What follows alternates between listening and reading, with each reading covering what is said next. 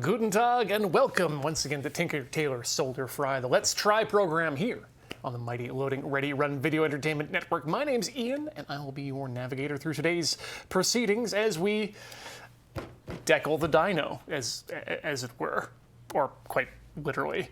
But if you want to keep us decaling dinos and decaling all the things that need decals, and there's a number of things around here, you can help us out by going over to patreon.com/loadingreadyrun, where you can sign up and become our patron and help us out on a monthly basis via your credit card donations to Patreon and through Patreon to us. We greatly appreciate it. Of course, store.loadingreadyrun.com is another great place where you can get something for yourself. And of course, you can member up at our panoply of YouTube channels. But patreon.com/loadingreadyrun, the premier place to support us. You may remember this big guy from previous episodes of Tinker, Tailor, Soldier, Fry. It was sent into us as an example model to build on air, and boy howdy did we. It took a lot longer than one would expect for boy, what was I seeing here? On the side it says a Z102R over 12,000, which I thought, well, that's a pretty weird scale for a model to be at. And then I read some of the other sides, and the actual scale is, I believe, 1:72, which is much more reasonable in terms of final size. But yeah, if you can see into the box here, we've got the Tyrann itself carefully sequestered in its container for us to come back to. And we had done some of the decaling, I guess, beforehand, and we just decided we'd had enough. But no, never enough. We need to get all of these little water slide stickers on to our decal so we can properly display it. And you know what? We might. There's a chance we might even do a little panel lining here and there. Anything's on the table, but for the moment, we want to get those decals on. So I think we should probably start with putting it back into a walkable configuration so that we can see what it is that we're applying the decals to, because that, they have a specific place that they want to be. So let's yank out our tail here, I think. Yeah, that's the tail. Boy, it's amazing how quick the memories come flooding back. While we are putting this together, we should remind you that, as always, on the ones and twos in the crystal gondola, we got Paul here. Hello. Keeping us company and keeping us on track as we. Wait, I wasn't told I was supposed to do that. It just kind of happens, You got someone watching you. That means you're going to be on your best behavior. How did I put that in there? Okay, something needs to come apart already, I think. Ow.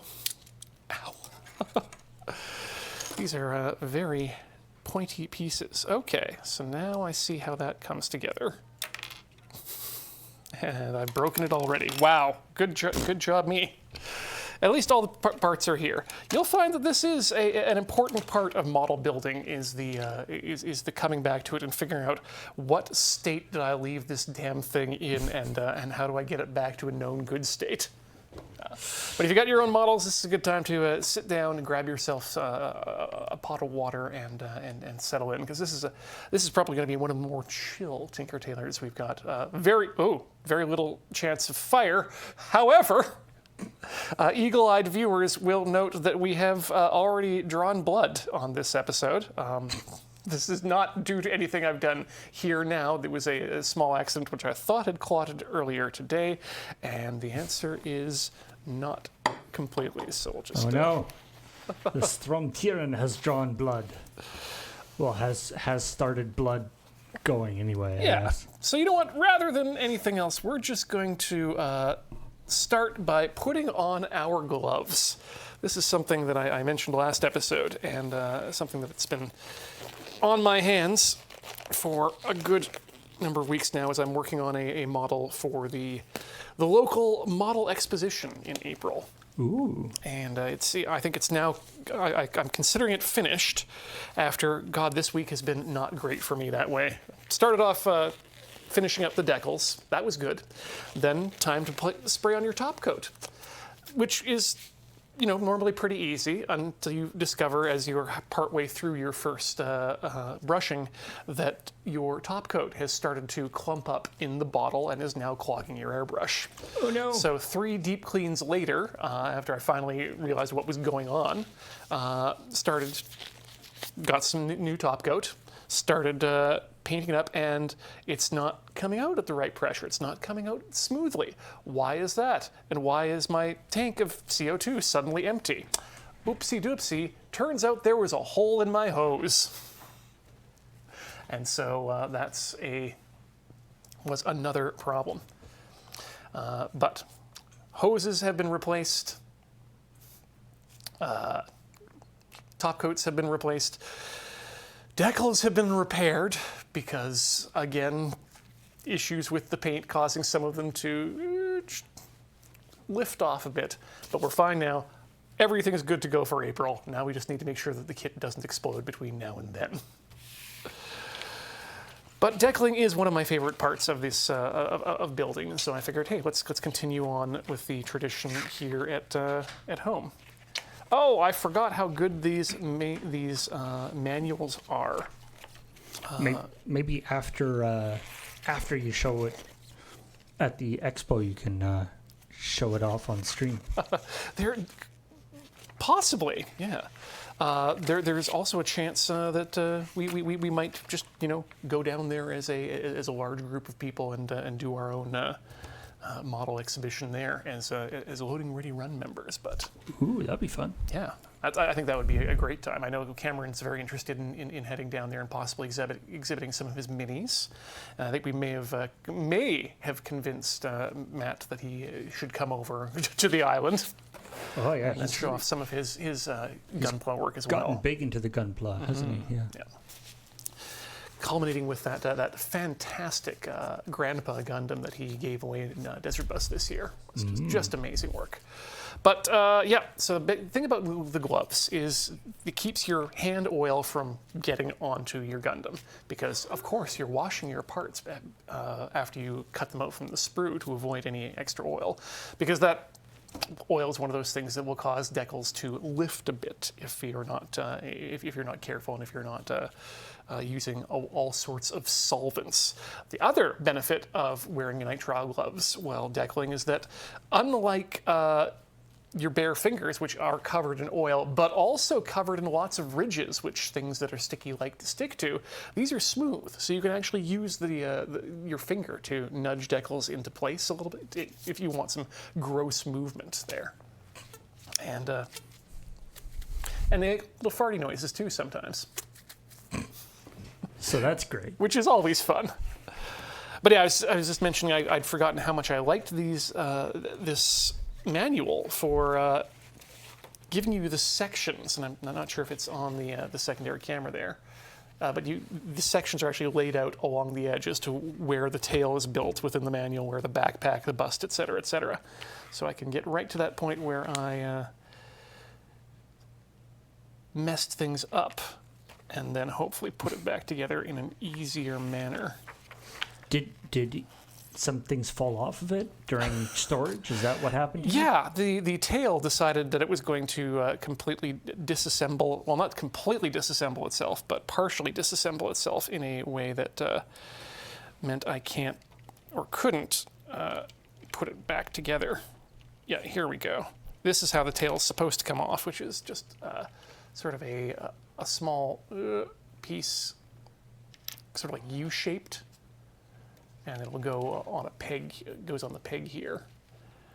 And, I remember when you were building this, I was very very impressed by the dynamic nature. Like you think that, or at least in my my image of sort of model building stuff is you end up with largely sort of a static thing. And yeah, that is the common idea of what model building is. It's a model ship, or But this thing's almost like an action figure. yeah, and it's great dynamics in terms of what you can do with the kit on this one. When people review model kits, a lot of them are specifically very interested in the posability.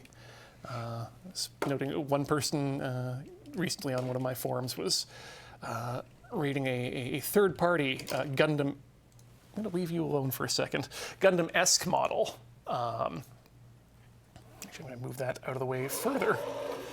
And a Gundam-esque model. it's a mobile suit. It's a giant robot that, to the untrained eye, one might say that's a Gundam, and they'd be wrong. But sorry, I thought for a second that was like Gundam-esque model. Like that was like a particular line of Gundams. Holy moly! You know what? I need to do a custom Gundam Esquire, I think. But they gave it huge marks on its posability, except for, and this is the terminology, the ab crunch didn't quite hold in some poses. Okay, look. Few of us can really hold an ab crunch in every pose. And so, I mean, let's give it a break here. Yeah, but if your plastic model toy has that level of ability to points of articulation, those are the phrases. We've now gotten to the point where there are so many points of articulation, it's not even worth counting them right now. I would literally lose count on this particular robot. I would venture to guess that even my He-Man action figures probably couldn't really hold an ab crunch very well. No. Okay. How do we get this back together in the way that it was done? I think this goes in here. That seems... No, that's incorrect. Let's look at our model instructions here. So this is slightly farther back. Ah, here we go. Now I remember how this thing kind of works. You've got to put this piece in the correct orientation with the angle towards the back. And then these two guys kind of come in and hook into the top and bottom sections. This is just adding realism as a lizard. It can, drop its tail. Yeah. If it's in danger. It has the components within its own body. It has its own polystyrene injection molding system, somewhere in their backpack to regrow a new tail. Right. Yeah. Fortunately, you need to get the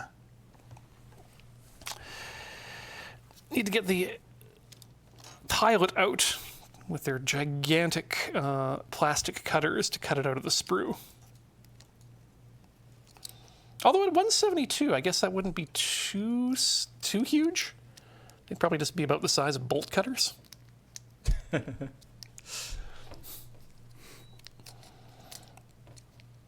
All right, there we go. So that's how that comes together. And then this goes over top of it, but with the piece inside. Good. And then we can just slip that over top of where the holes should be. Connect the holes. And perhaps you have an Uncle Bob. Okay, good. Yeah, the articulation system is working properly now. Okay, so now we can put this back on the tail, but I think not before we put the coverings on it, whichever ones those may be. The second largest set.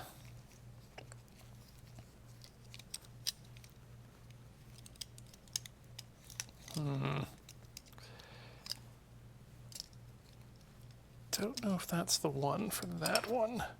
Maybe it's this one. Yeah, there we go. And then that can open and close as per your choices. Coming back to this kit, boy, after getting much more involved with modeling is really changing the way I look at it too, because I'm coming at it from a more painting perspective now, and I'm looking at the color separation on some of these pieces is not as good as I would like it, but. So would you say, with assuming Gundam is sort of the gold standard in terms of build quality and so forth, this wouldn't quite be up there, eh? Oh no, I would absolutely put this right up there with the with Bandai. Kotobukiya is a great manufacturer of models, and they do a very good job in manufacturing and in design, because those are two very important parts of the model process.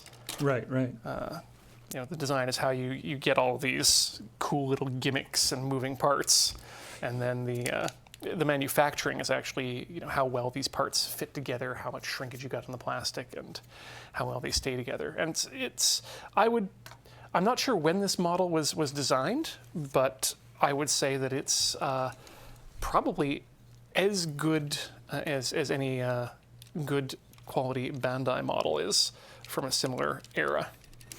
It reminds me a bit of seeing those sort of when they do those like promotional videos. Apple does them during their special events where they're like, "We've made this new laptop that's made of one solid piece of aluminum," and it talks about how like 75%. It's like designing a laptop is not that, like, the shape of a laptop is not that complicated. It's basically it's a solved it's question, basically like a tapered rectangle, but the thing that takes like 75% of the design work is all the tooling for how it's going to be moved and mounted, and how all the things are going to be attached to it, and how it's actually going to be built, not what the final product looks like, but actually the process and the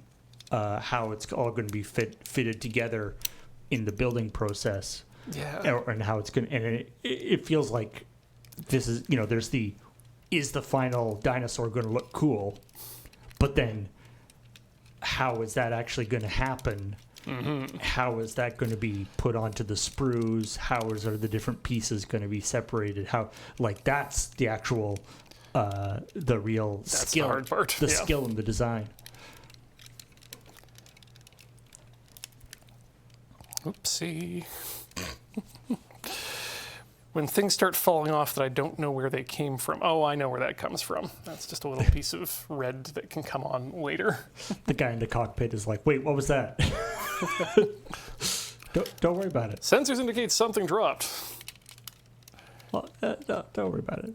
Yeah, it happened on the floor. You'll never find it. It's just a random screw. Yeah. Okay, so here's where I'm learning about how the articulation works. Articulation is not just about how or how many poses you can put it into. It's which poses are going to actually stay in position and are going to actually support the model. And that are stable to sort of stand. Exactly.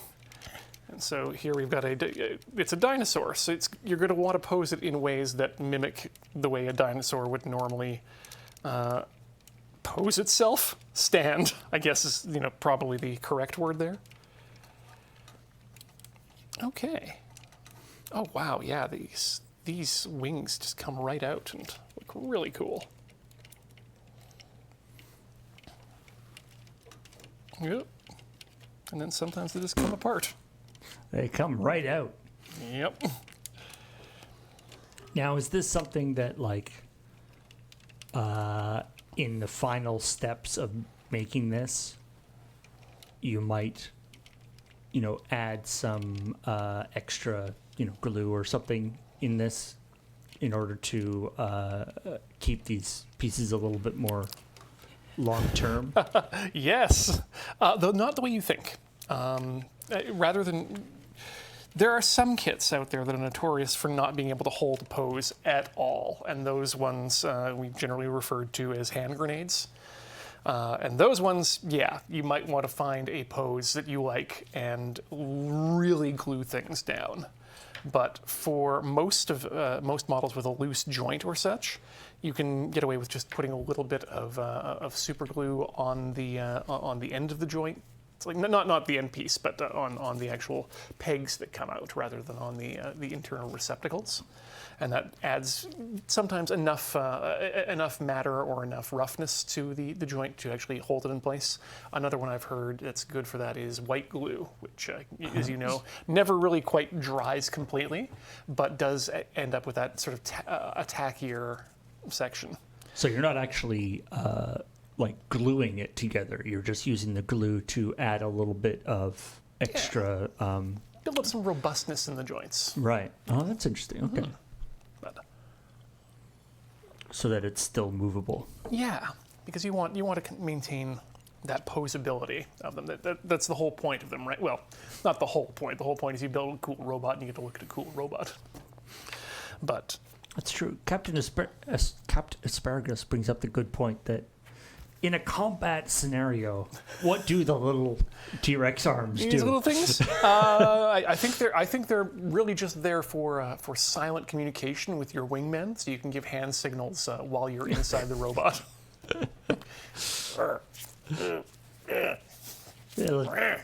Teeny weeny.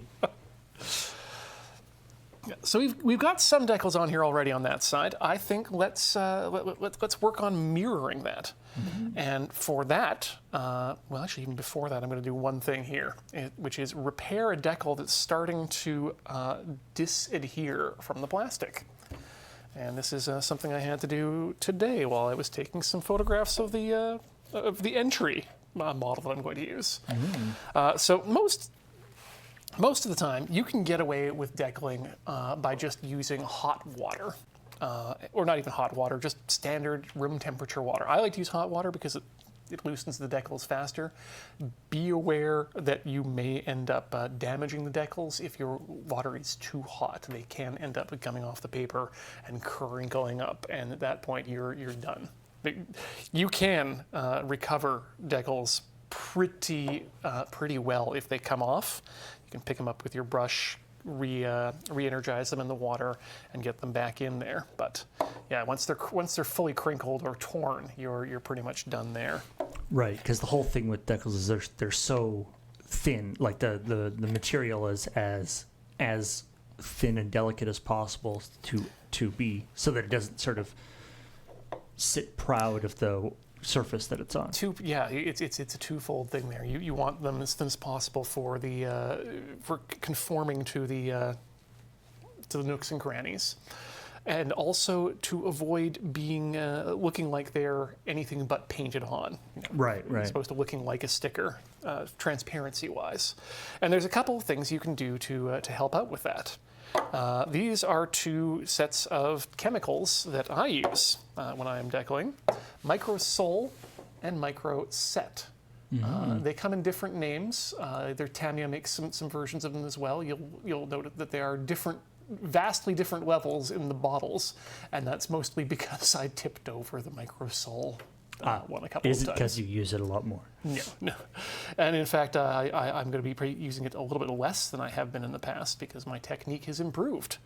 Micro Sol, or Micro Set rather, if you can read the labels, I'm going to read them anyway, is a setting solution.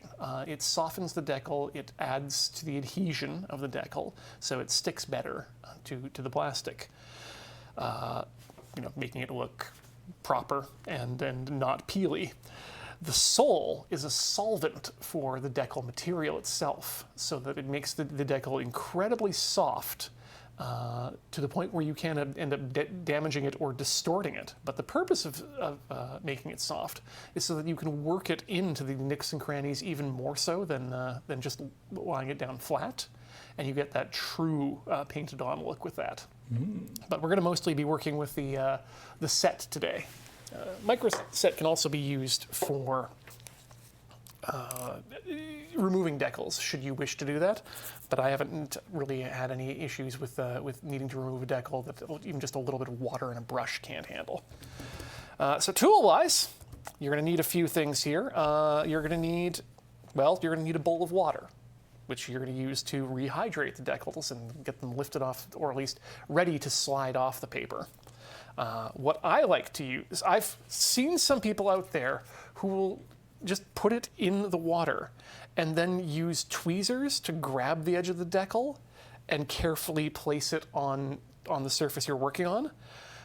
I don't understand how those people can work, because there are so many opportunities for that decal to get folded over or damaged by the tweezers in that process as you're moving it around. I like to keep it on the paper, immerse it in the water until it's ready to move, keeping it on the paper, and then use something like a brush or a small Japanese toothpick to push it off the paper, sliding it off the paper onto the surface, then reproducing it or repositioning it to its perfect position, and then using a Q-tip or some other form of gentle water absorption to gently roll along the edges of the decal or from the center out, so that you're pushing any sort of trapped water in there out and making it nice and smooth. Mm-hmm. All right. So yeah, and I like to use a cheap brush because it holds extra water in it, or extra solvent, so that pushing it around is a little bit easier on the surface. Now, is this, so these are the sheet of decals that came with the model? Yes, and they are they're generally good decals. I mean, Bandai decals are fine. These ones seemed to be fine as well. They're holding up relatively okay. But there is a world of third-party decals out there available to you should you want to go in that direction, and you can really cover your thing up with some crazy-looking labels, which is what I like to do. And does this have, I guess, in the manual, does it have sort of suggested placements? Paul, you read my mind, which is why I opened up directly to this page, which tells us the number of the decal off the sheet and the suggested placement. And again, Gunpla is freedom. You can do whatever you want with your model, but these are the suggested positions. So right now what I'm doing here is I am gently, oh boy, and there we go. There's our first mistake-ish. I'm applying some of that micro set to this decal that was up here that was kind of peeling away. I'm just going to gently turn the head a bit there, and you can hopefully there we see. go, yeah. There's just that tiny bit of decal there that has torn itself off from the main decal. So that's just the tiny amount of pressure from the brush is enough to do that, eh? Yep, and well, that was me getting a bit ahead of myself, trying to push it down before the rest of the decal got itself re-wet. But if you're gentle and careful, decals can sometimes be somewhat forgiving. Now, is this was it a Zoid? Correct. Is this from a manga or a TV show? Like, I guess, is there like a canonical representation Green of accurate? This? Yeah. Yeah. I do believe that there was a television show. I'm not sure if the Stürm Tyrann was part of it, but that's absolutely what you get. One of the reasons why you want to put your decals on is for that screen accurate representation. And in fact, the kit I was just working on came with a couple different sets of optional decals for certain parts, depending on what point in the series it was. No reason to beat around the bush. It's the Gundam Double Zeta from the titular Gundam Double Zeta. But halfway through the series, the mothership that they're on changes, and so because it's a formal military ship, they painted up with the new ship assignment information, and so that means a different decal on the right shoulder, depending on what point of the series you're trying to depict. I instead went for a third-party decal route, which kind of gussies the whole thing up into what you would consider like a rollout livery from the manufacturer, with the name of what it is all over the place and some other interesting designs, but it really bumps up the amount of decals you can put on there, and it really adds to the detail, I find too. I like getting to see little small caution no step stickers. And thankfully, the third-party kits generally come with a couple dozen of those for you to just spread out wherever you want to put them. Now, I guess like in terms of like a contest or something, would there be a category for like most accurate? Like not only best, but it's like, well, yours looks great, but it was never, those are the wrong decals for it, so you're disqualified. Like, yeah, that can be part of it, but that's generally be like there would be like a category or whatever that would be. It's something people would strive for. It's actually part of the whole process. Most of the time, well, not most of the time. When I was last judged for modeling, I was judged mostly on build quality in general, so hiding or deleting seam lines, the quality of the paint job, how much dust you've got under the paint because you didn't bother to clean it off before you did your paint or your top coat. But I wasn't judged on the accuracy of the decals, and it's especially for something that's a fictional thing like this. It's more difficult to provide a baseline of accuracy, because sometimes animators make mistakes, and animators have different ideas, and different animators work on different episodes. So sometimes you can actually get a different set of markings even in between episodes. And I mean, in the style, in the sort of depending on the style of the anime or whatever, often the things aren't shown with the kind of detail you would need to show to see the little don't step here exactly marking or whatever. Yeah, you'll at most get a Xeon or an Earth Force insignia in a slightly different place or a slightly different size, or in the case of the Xeon specifically, vastly different design for their main logo between episodes, which is it's a matter of contention among the fans, or at least of great interest to see where they are. And I'm very excited, much like a number of other fans, is to see what the new series that's coming out this week in theaters near you, Gundam G-Quux. Everyone's very excited to see where they decided to land on how the Xeon flag looks in this new series, which is a reimagining of the original series. Cool. The reason being is that in 1988, when Gundam 0083 Stardust Memories was released, the Xeon flag went from being a green background with this sort of a yellow or gold key shape to it, to mirroring very much the Nazi battle flags. And making them red and white and black based, and that kind of shifted the way that Xeon was looked at by not just the fans but also other creators, and is generally regarded by good-hearted fans in the community as a bad idea all around. Yeah. So the hope is that they're maybe going to not do that. Yes. Especially seeing as the concept of this is, what if Xeon won the war? Yeah. But actually, the real difference is, what if one of the guys from episode 1 had a problem with his mech and had to stay out of the initial conflict in episode 1, where Amuro gets the Gundam, and instead Char gets the Gundam, and how that changes everything. It's being co-written by Hideaki Anno of Neon Genesis Evangelion fame. I can't be normal about this series, and I'm going to watch the movie after this episode of Tinker Tailor is done. Alrighty. So no spoilers. Yes, please. But let's continue on with some decaling, because we've been moving the jaw quite a bit here, but not much in terms of the movement. That said, before we move everything out of the way, let's have a look at it again at that head. And I'm not sure if it comes across on the screen because I have to take my glasses off for this now because I'm getting old.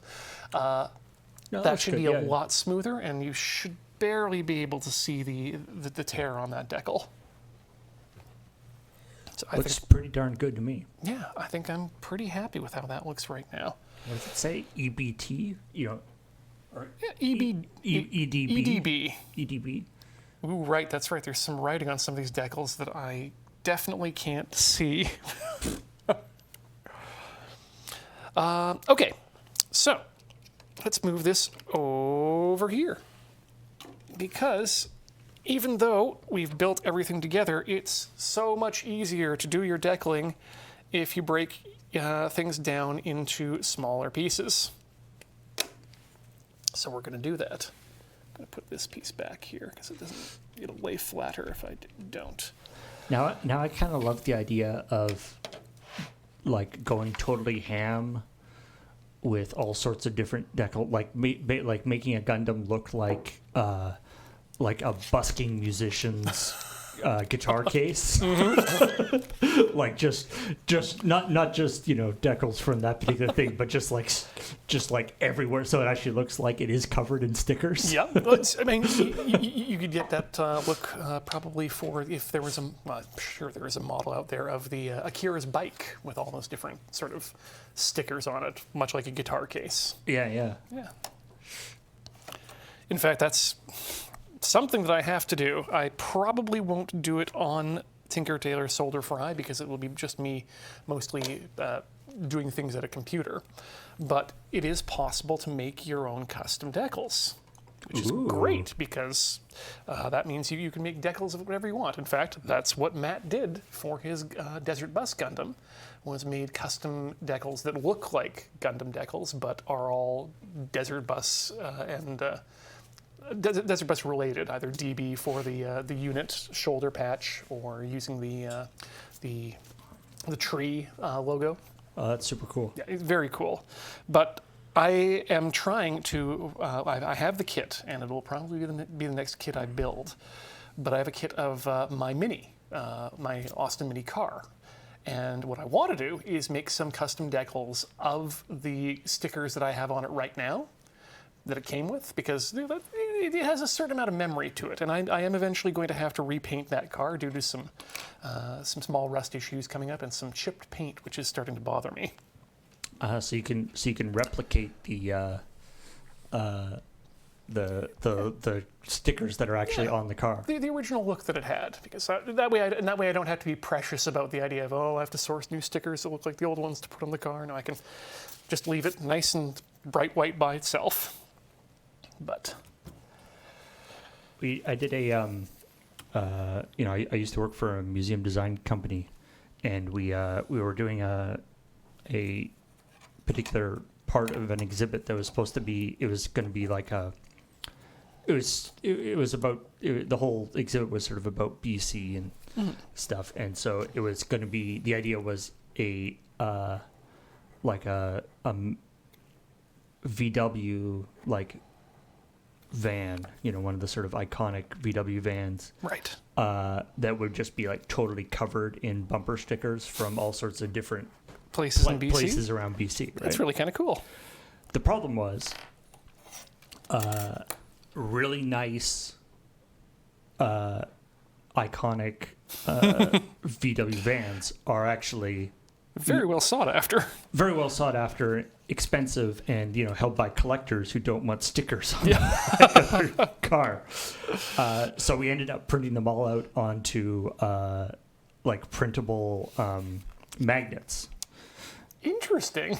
And so we were able to, because we tried sort of messing around. You can sort of do it in Photoshop, but it's like not quite the same. And it doesn't have the same kind of feel to it. So it doesn't have that texture. So yeah, we printed got the images of both sort of real and in some cases made up promotional bumper stickers for different places in BC, and printed them out onto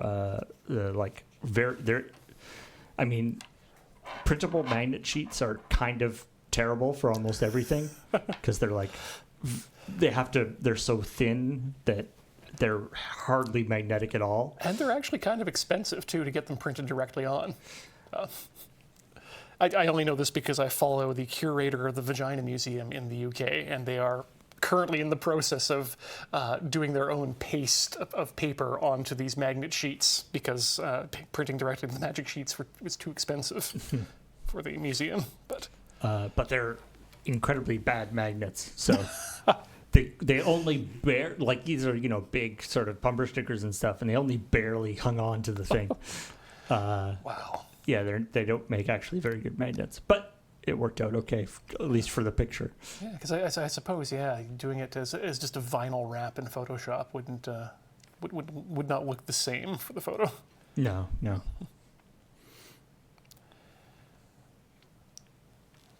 That is a technology that's,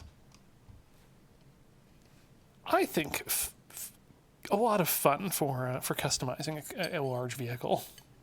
The vinyl wrapping? Yeah. I think it's why we see some itasha here at all. Itasha being the term that the Japanese use for decorated car. So if you'll see those cars with the big anime girl on the side, that's an itasha. I mean, the all the buses around here always have quite extensive vinyl wraps on them. Oh man, yeah. That, if nothing else, it absolutely changed the way bus advertising occurs. Okay, so I should have mentioned, but that's laying it down by itself. Now comes the positioning. So I just kind of push it around with this brush until we get it into a position that we're going to now choose, which is mirrored from the other side. Trying to get it level, and then once we've got it looking how we want it, then we take out our Q-tip and we gently roll it out and roll it out. And there we go. That should be done. And you can see already it's got a bit of bubble in it from me pushing it around with the Q-tip too much. So we're going to wipe off our water, wet ourselves down with the setting solution, and just give it a little rub over top. Not too much. Maybe use the brush to draw a bit of the excess liquid off. Is there, there's transparent sort of plastic or whatever between the letters and stuff, right? Mm-hmm. Okay, so that sort of holds things. Yeah. You don't have to worry about the color, the things being too distorted. Boy, this would be a much more tedious process if I had to do the B, the F, the dash, the 0, 2, and the other parts individually. I think that would probably put more people off the idea of decaling their dynos or whatever. Where's BF1? Big Future Dinosaur 1. There has to be a BF1, unless this is I doubt this is a serial number. BF1 sank to the swamp. Yes, or if you're like me, it simply gained sentience and disappeared. I've been finishing up the Frank Herbert trilogy of novels, the Pandora Cycle, but I've been reading them weirdly out of order. I did the three books that he did with Bill Ransom first. What was it? The Jesus Incident, The Lazarus Effect, and The Ascension Factor, and then went back to read his prequel from 1966, Destination Void. And love the lore that they come up with. Humanity attempted to make an artificial intelligence in Puget Sound, on an island there. And then one day, there was a broadcast from the lab, in all caps, of rogue intelligence! And then the island was gone. No more island. That's why you do it on the island. On an island, I guess. So good to know that if past this prologue, we'll have some artificial intelligence research on some small islands around here, and then we won't. With that and some Frank Herbert's other stuff, He wasn't a big fan of AI. No. But I'm also learning from again this series of books that he is in fact very big on the idea of conscious and aware in the womb babies. So that's just apparently a trope of his. All right. Still, can highly recommend the series because sentient kelp. Cool. Okay, here's a small one. Well, small in one dimension. Have I given myself enough space to grip it with the tweezers? Yes, I have. This is something I sometimes have a problem with, but you don't need much grip space. But you do want to make sure that you're not gripping the decal with the tweezers, because otherwise, if you don't realize what you've done, it'll just be flopping around on one end of that paper and you just can't get it off until you release. Everybody's concerned about AI. What about KI? Kelp intelligence. Oh, very concerned in story. But it's an interesting look into environmentalism, class structures, the standard Frank Herbert stuff. Okay, is that enough? It can be, I find, a little bit hard to know when you've softened your decal enough, but you don't want to go overboard too much, because then you can just end up with the decal floating free in the bowl. And again, that's another recipe for potential folds, which are not always a killer, but can make things very difficult. Now, where does this go? This goes here in between those two marks on the thing. So let's just slide it off if we can. You're not ready to come off just yet. I've seen some other specialized hardware for decal use, which is kind of like a soap dish with this little rack underneath it. I guess that's the idea being that you can then just let the decals float free and you don't have to worry. You can just pick it up on the rack. But again, I don't trust those. Yeah, it really seems like the less There we go. the less you can touch the thing, the better. Yeah, and this is going to be a wonderful pull. There we go. Ooh, it's just a line. Yeah, and that just is basically exactly where I want it to be. So I might just... No, it's not quite straight. So we're going to have to move it around a bit. There we go. And then there's the first Q-tip.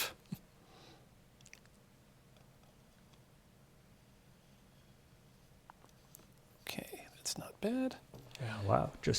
Now I'm just imagining I wonder if they have just sheets of lines for just little accent pinstripes and things. They absolutely do, Paul.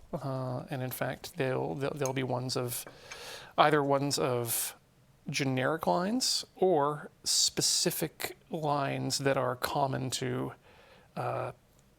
groups of things. Again, getting back to the Gundam, you can buy just sheets of unit numbers, insignias, unit insignias, etc. And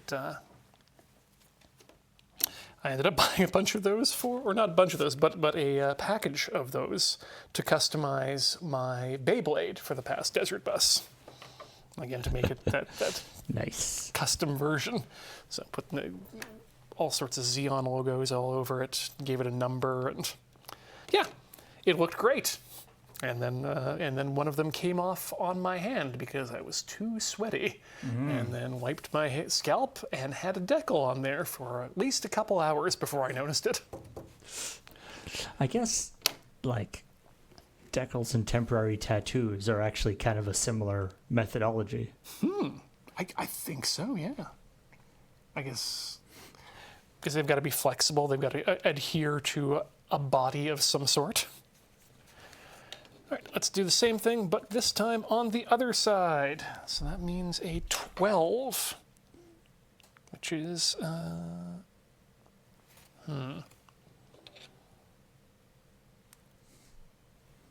12. Ah, okay, yes. So I need a 13. Or wait, an 11. Yes. Good. I have to make sure the yellow chevron is pointing in the direction of travel. Otherwise, I'll end up going backwards. Don't want that. Oh, hey, that's what BF stands for. This is the second Berserk Führer. Ah.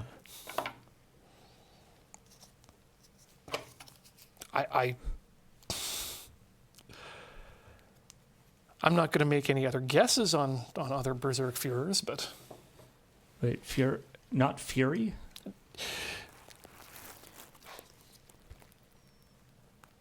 no, definitely not Fury. Interesting. I think they're really taking the German to heart. Although Fury would work too, I think.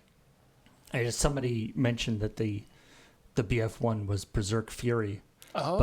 But maybe there's a translation thing that was attempted at some point. Mm-hmm.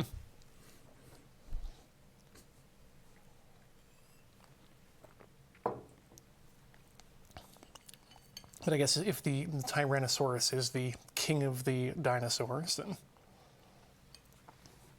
I guess there could be a case made for that title.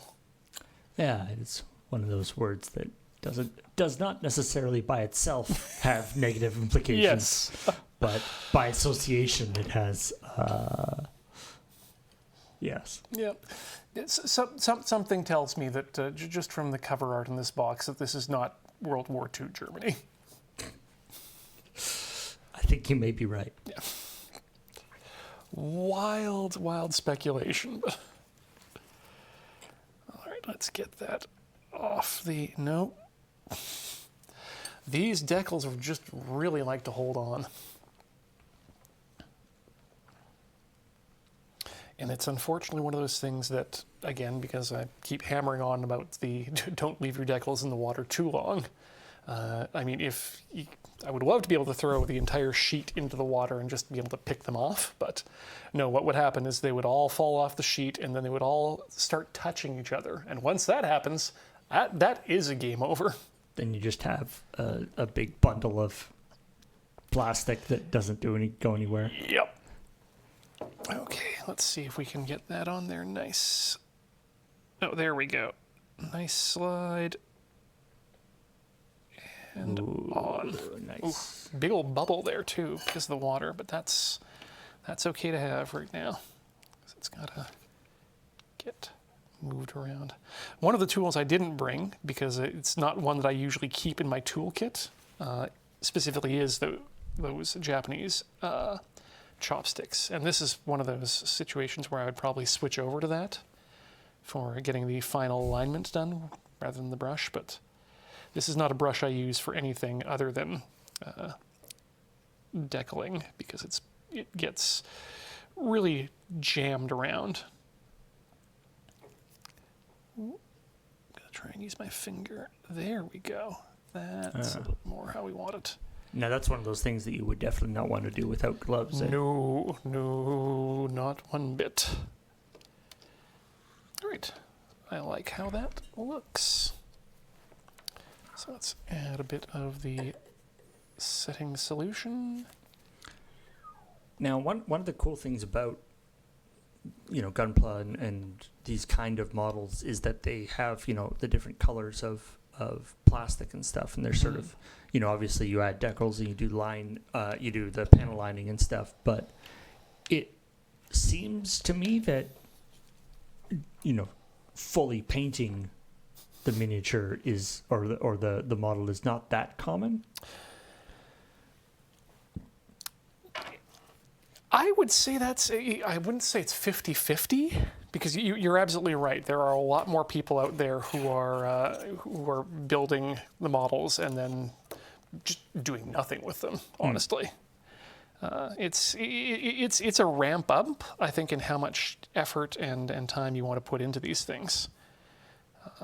I do regretfully subscribe to the Gunpla Reddit, and the number of posts of people who are just posting a finished build of something that they consider finished that's just bare plastic, compared to those who will do a full paint job,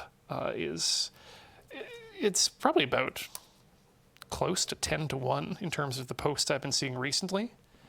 That said, it does take a lot more time and a lot more equipment to be able to do a full paint job, and there's different levels of skill necessary and equipment necessary. I mean, especially like if you compared to say like a Warhammer miniature or something.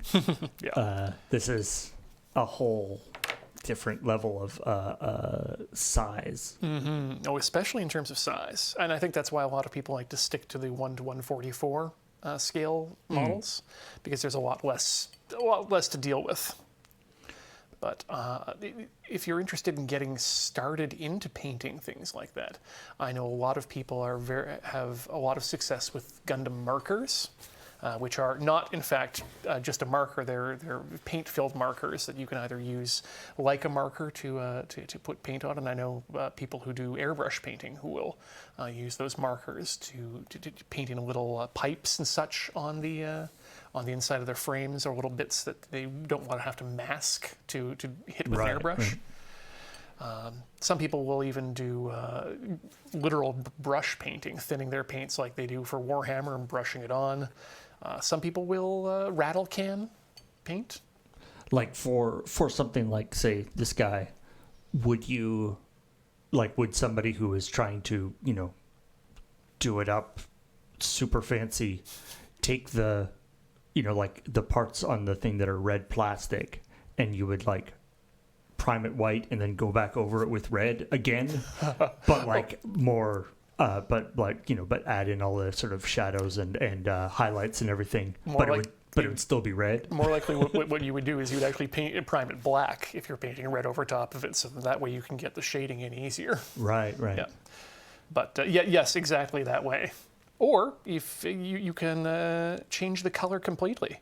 Right, I suppose. But like you might end up with something that looks basically the same colors as this, but all of the panel, everything is just sort of a more shaded and deeper colors. Well, that's exactly what I did with that other model I'm working on at home. Was same colors everywhere as the plastic would be, with a little bit of shading. This time I didn't do any panel lining because I was really happy with how the paint came out on its own. First time doing a lacquer paint, it really goes on in a different and very pleasing way. It kind of goes.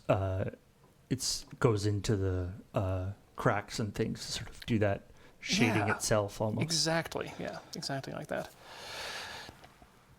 But I've seen people do some absolutely amazing stuff just with hand paints and brushing. But the next model, or not one the next, but one of the other ones coming up, is for those who know, it's going to be the Gundam Woundwort, which was from the Advance of Zeta, a manga series, where all of the mech are named after characters from Watership Down. It's random. Yes, it's a little interesting that they chose that as the basis for that. Does Watership Down have the same cultural cachet in Japan as it does in North America? You know what? I'm not sure, but I can absolutely see an author of a Gundam-sized story being enough of an otaku to have read Watership Down. And by otaku in that case, I mean a tiabu, or a connoisseur of English culture. It never really occurred to me. Are Japanese people who are really, really into Western culture considered otakus in Japan? Well, it's unfortunate that we chose that word, because otaku just literally means maniac, essentially. Right. And by which I mean the Japanese use of the word maniac, which is a person obsessed with a certain thing. Right. But there are absolutely tea-aboos, and the other one I've heard is for those interested in French culture, oui-abou. I do like that. Okay, that's a good one there. But yeah, getting to those that painting of things. One of the ways that Bandai has decided that they're going to make a ton of money is by offering up all sorts of limited edition kits, and sometimes those limited edition kits are, here's a brand new model that you can't buy anywhere, and sometimes it's, here's a model that we've had a lot of printed before, but this time we're doing it all transparent, or with a special shiny coating on certain points, and they'll sell those as limited edition items in their shops around Japan or on Premium Bandai.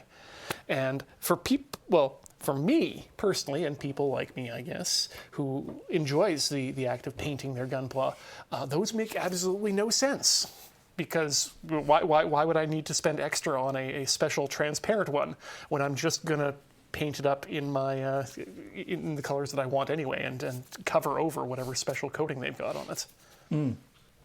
Actually, yeah, there's someone in the chat is mentioning the Gundam that has the 7-Eleven colors. I ended up building one of those on stream a while back, but I bought a decal kit for it from a third party to fancy it out a bit more, get some more 7-Eleven logos all over the place on it, and then realized as I came back to the kit to get ready to do it again that I had purchased the decals for the 1:100 scale version and not the 1:144 scale version that I had built.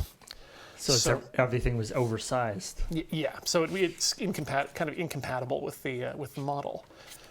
That said, my plan is to find not the cheapest, but a version of the Gundam, because it's the standard Gundam just in 7-Eleven colors, in 1:100, and then paint it in those 7-Eleven colors that the other one was cast in plastic, and then use those decals. So. Is there a line of Gundam that are like produced, either in all white or all black, like sort of almost pre-primed, designed to be painted? Kind of interesting. Not really. I mean, the problem is most Gundam are in general pretty much all white, and in fact, the most recent ones, the unicorns, basically are until they turn into super destroy mode, and then they get the little yellow stuff. But yeah, I think the closest thing to that would probably be the any of the grunt suits really are great for that, because they're meant to be mass produced, and so people have a lot of fun with doing up custom colors for those. Oh, nice. The other one that I've got on my backlog of customizing projects that I want to do for these is is a Gundam in CP livery, Canadian Pacific Railroads.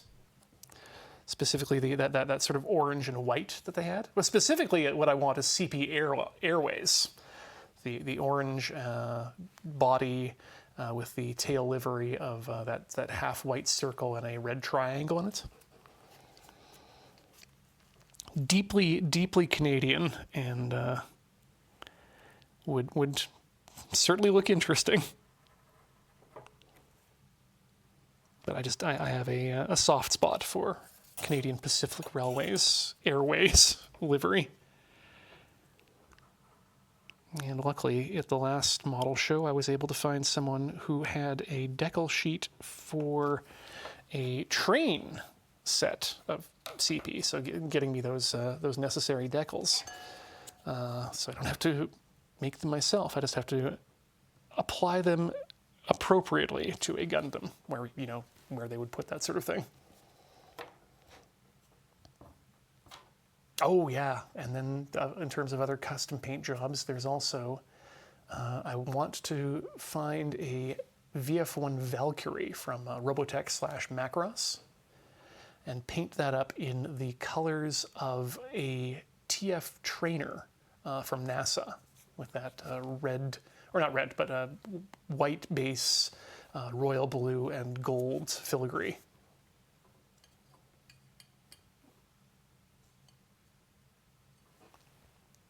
Lots of opportunities for custom work when you're willing to do your own painting.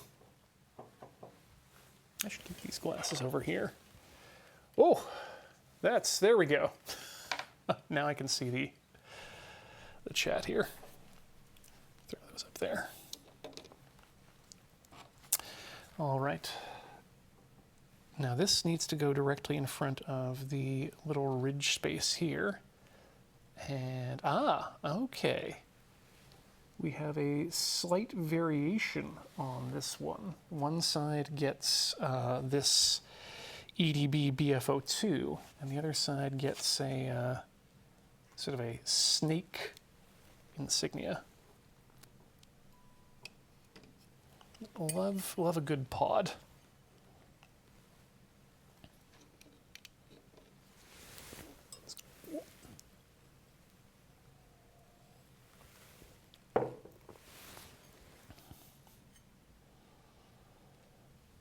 This is why I like to think of decaling as a fairly meditative experience, because you can, well, it's not you can, you have to spend a decent amount of time just sitting there contemplating your soaking decal. Here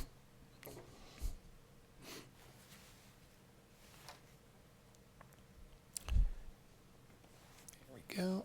Do not rush the soak. Believe me, I have tried. The decal will get out of the bath when it's ready.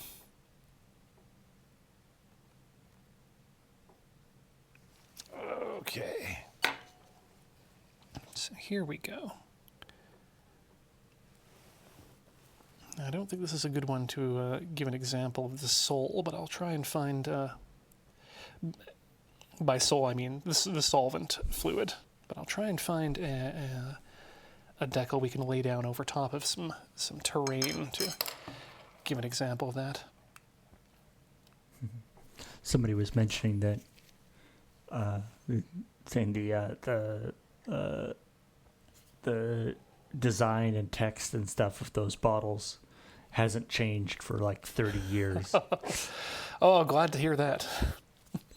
Which is unlike the Pledge Furniture Company, who keeps changing the name, but thankfully not the formulation of our favorite cheap gloss top coat, Pledge Floor Varnish.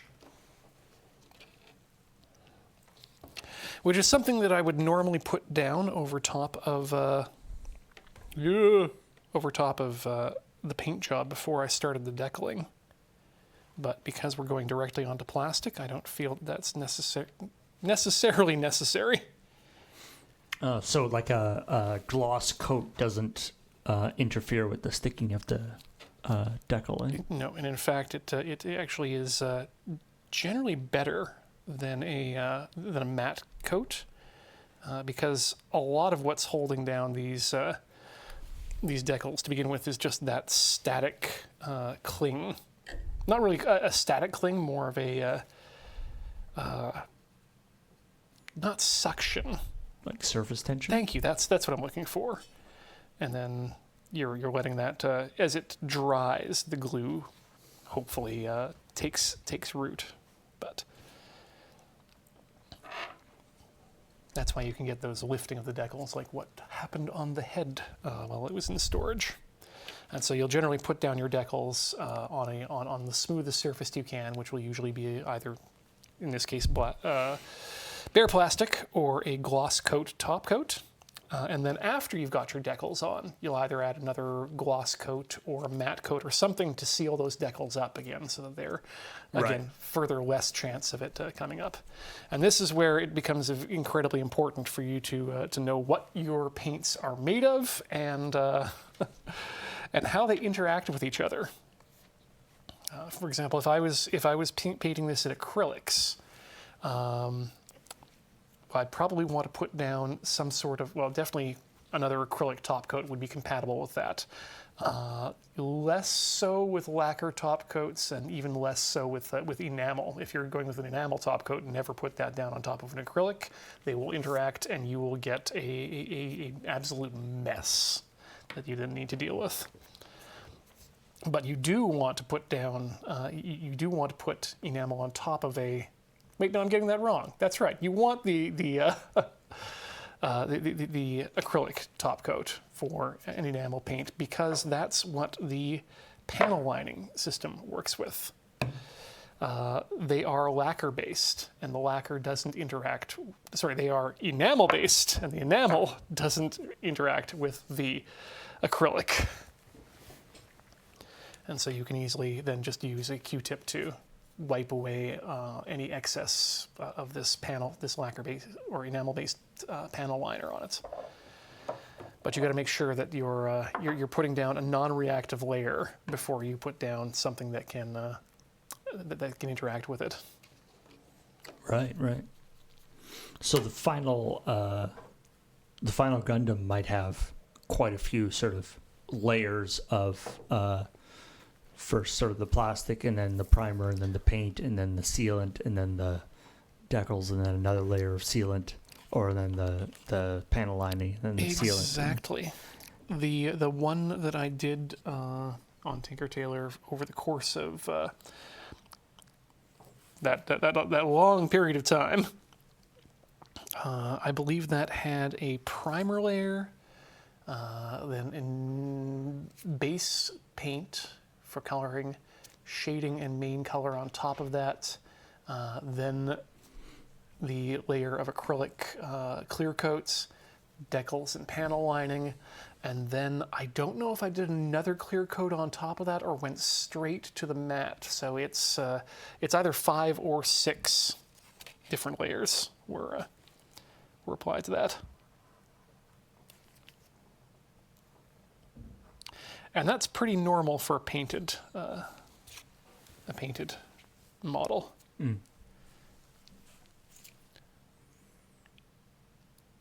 Or at least a painted gunpla. I'm not can't be too sure about military equipment.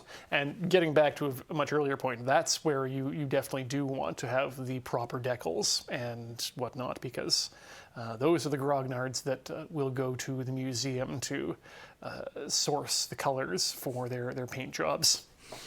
Somebody in chat called it rivet counting. Yep. Yeah. And once you get to the stage where you care about rivet counting, you start to meet all the other people who care about rivet counting too. And then you're doomed. Yep. So they will judge you harshly but warmly. As long as you're not online, then that's all bets are off. I do like the idea that people making these models and getting everything just right,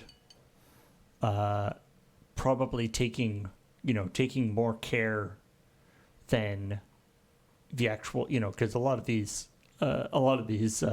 big tanks and things were Yeah. just pushed out as quickly as possible in wartime. The USS, we built this ship in a day. Yeah. So the people, working on the model of it, spending a lot more time and effort on accuracy and consistency than the actual original thing was. Yeah, it's like I'm sourcing this exact color of paint because it's what they used from 1943 to 1944 in December before it was changed over to the orange drab. It's like, dude, they painted it that way because that was the paint they had.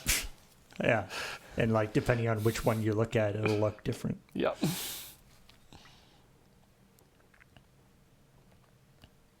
And there was, I have seen some discussion recently around the idea of, is this art? How much of this is just people applying other people's work? I guess like Lego, but right, yeah, sort of assembly versus art. and I would say I don't know how much. I honestly don't know how much I care whether it's art or not. It's a hobby I enjoy. Yeah. But to that end, there is a certain amount of technique to this, and a technique that is applicable to other hobbies and other art as well. Once you get going deep into the hobby, it kind of pulls you into the more customization of it, where you then start building pieces from scratch, or taking something like this and adding your own scribe lines to make things more complicated in the layout of how you like. And that, I think, once you get to that stage, maybe does start going over into art because it is more unique. But Yeah, it is an interesting point. Like, yeah, I mean, obviously, this sort of, what is art is a question that has gone around and around and around. Since we've been able to, conceive of what art is. I remember being at going to a convention, and there were lots of people selling like those sort of I forget what they're called. They're sort of like the plastic sort of bead, two-dimensional sort of bead designs. Yes. I know what you're talking. You bake them to make them come together. Yeah, I can't remember the name either at the moment, but And perler beads. That's it. Yes. And I remember thinking about, like, some of them had these beautiful designs, but some of them were making like sprites. Yeah. Like from Mario or whatever. It makes sense. It's a medium made for pixel art. Right, but it's like at that point you are literally doing sort of a 1-to-1. That color goes there. That color, like it's sort of a paint by numbers thing, right? You're taking the sprite. You're not really doing interpretation of the sprite. You're literally taking it and doing it, and sort of, it's like I can appreciate the time and effort that is sort of required to do that, but I don't know. At a certain point, it's like this is like, is it like sort of paint by numbers? You're coloring a thing as opposed to, and there can be very artistic coloring, but it's an interesting sort of question in terms of where you stand on the sort of. I guess that's sort of where you draw the line between what's an art and what's a craft. That's a good point. Yeah, I suppose that's a good. It's a good. Obviously, you can use those perler beads to make all sorts of beautiful creations, but. And I think they're just thinking about the audience too. There is a certain part of the video gaming audience that demands that accuracy. Right. They're not going to want to see someone's fan art of Mario. They want the pixel art Mario. They want the exact. Yeah. And as Bob the Ninja Goldfish in chat says, those are very popular. Yes. Which I would imagine, if you are a very skilled perler bead maker, might be a little depressing that your super neat and beautiful original creations pale in terms of sales to the the sprites that you're just sort of running off a whole bunch. But it's how it goes sometimes. Yeah. But then again, if you start making your own original perler bead characters and sprites, maybe it's time to transfer those skills to start making some pixel art for games. Yeah, it's true. Again, those transferable skills from the hobby. I think it comes back to that what I say. That gunpla is freedom. It applies to any of these model works. You can just build the screen accurate one that you want. You can build the screen accurate one that only appeared in one episode because it was animated badly. Or you have that option to say, no, I want to know, what if Char had a yellow Zaku instead of a red one. No, it's just wrong. Well, no, I mean, no, mainly because yellow is really hard to paint. But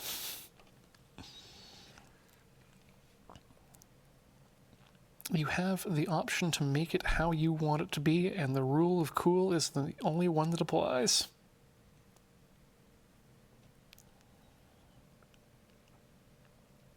Oops.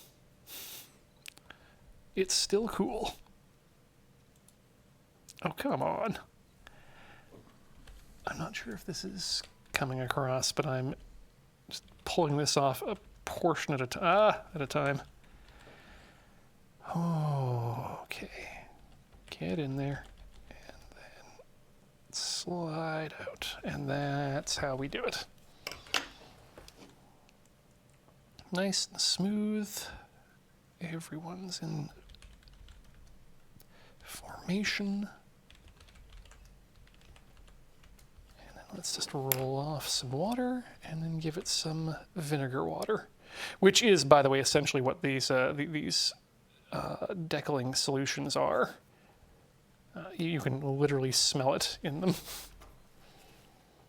I'm not sure what the exact formulations are, but I guess if I knew, I wouldn't be buying bottles of them, would I?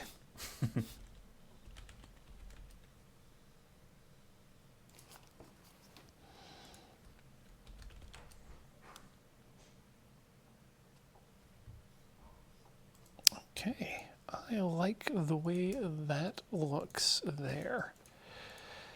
And in fact, I like it so much that I'm going to admire it for a while on my own, because we're just about at the bottom of the hour here in terms of double hours. So I'm going to say it's time to take a short break where we get up, swap our fluids, stretch our legs, remove your gloves, and we'll be back with some more Decaling in just a few minutes. Don't go all the way away.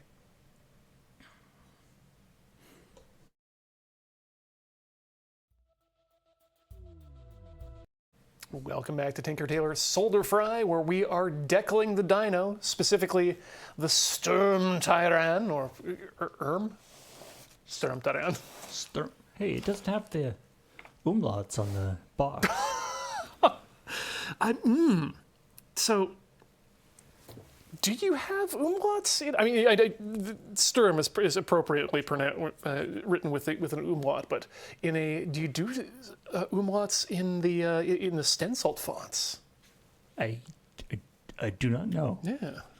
I was, before the show, trying to wrap my head around the katakana pronunciation of the way it's said, just right up here, which right off the bat is Stürm Tyrann.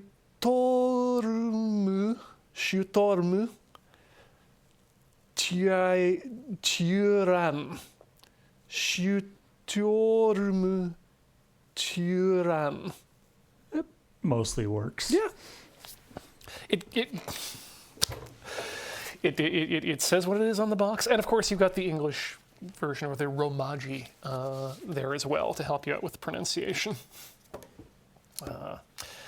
But it's a big old Zoid dinosaur, and we're putting water slide decals onto it, and I need to grab my next decal, which is going to be a 12. So let's get those glasses off again. Water slide decal sounds a lot more fun than. Oh, I did love me a water slide. Just had to check my grammar there. I did love me a water slide as a kid. Yes, correct. But I was a little worried to find out. Have you ever been to the Bridal Falls water park, Paul? I have not. Ah, okay. It was one of the things that, as a kid, we'd often make a trip out to Vancouver and Victoria during the spring break and to the Sunshine Coast. And near Hope and Bridal Falls there is a campground and a couple of theme parks, one of which used to be Flintstone Park, which was a I mean, it is what it says on the tin. It was a Flintstones-themed theme park, where I guess they, much like Callaway Park in Calgary, got a cheap license to some Hanna-Barbera work and applied it to things. But it was actually quite a fun park. They had one of those go-karty type tracks, but the ones that are on rails.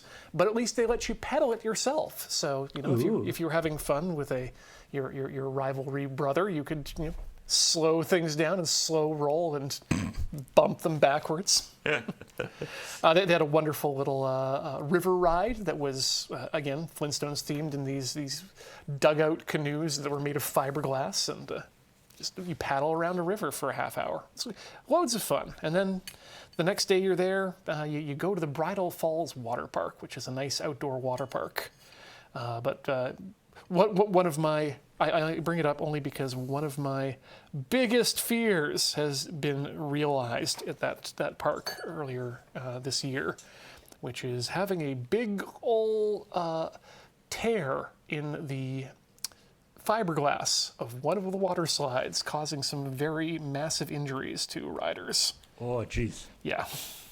Yeah, I remember being. It wasn't out there, but there used to be a water park place, sort of not in town, but sort of near town. Mm-hmm. And yeah, I remember going out once or twice, and depending on, it might even be like depending on the time of day and expansion and contraction and stuff.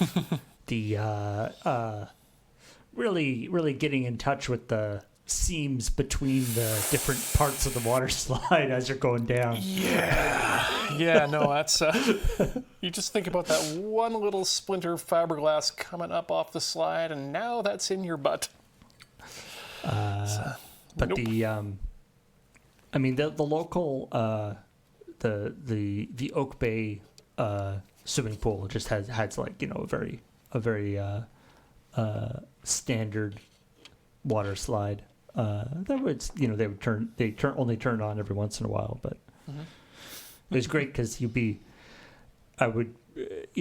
as a kid you're there and you're like, oh, they turn on the water slide, yeah, you jump in and do it, but then as an adult, if you're going there and turn on the water slide. Well, you're going there. You're doing you're doing lengths or something, yeah.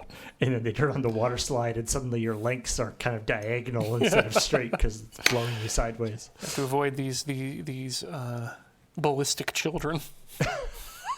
Yeah. I grew up outside of Edmonton, but that doesn't mean that my parents weren't keen to every now and then drop my brother and I off at the World Water Park in West Edmonton Mall for a day, just to be rid of us. Right. I remember, as somebody who has never been to the West Edmonton Mall, I remember as a kid living here, the sort of mythology of the West Edmonton Mall loomed large in my mind. Like it's a mall that's so big it has like a water park in it. Tire pirate ship. Yeah, which is like the mind boggles. Well, the malls here are just like a bunch of stores. Like they're not very interesting. If I may, Paul, one might say the mind was bent.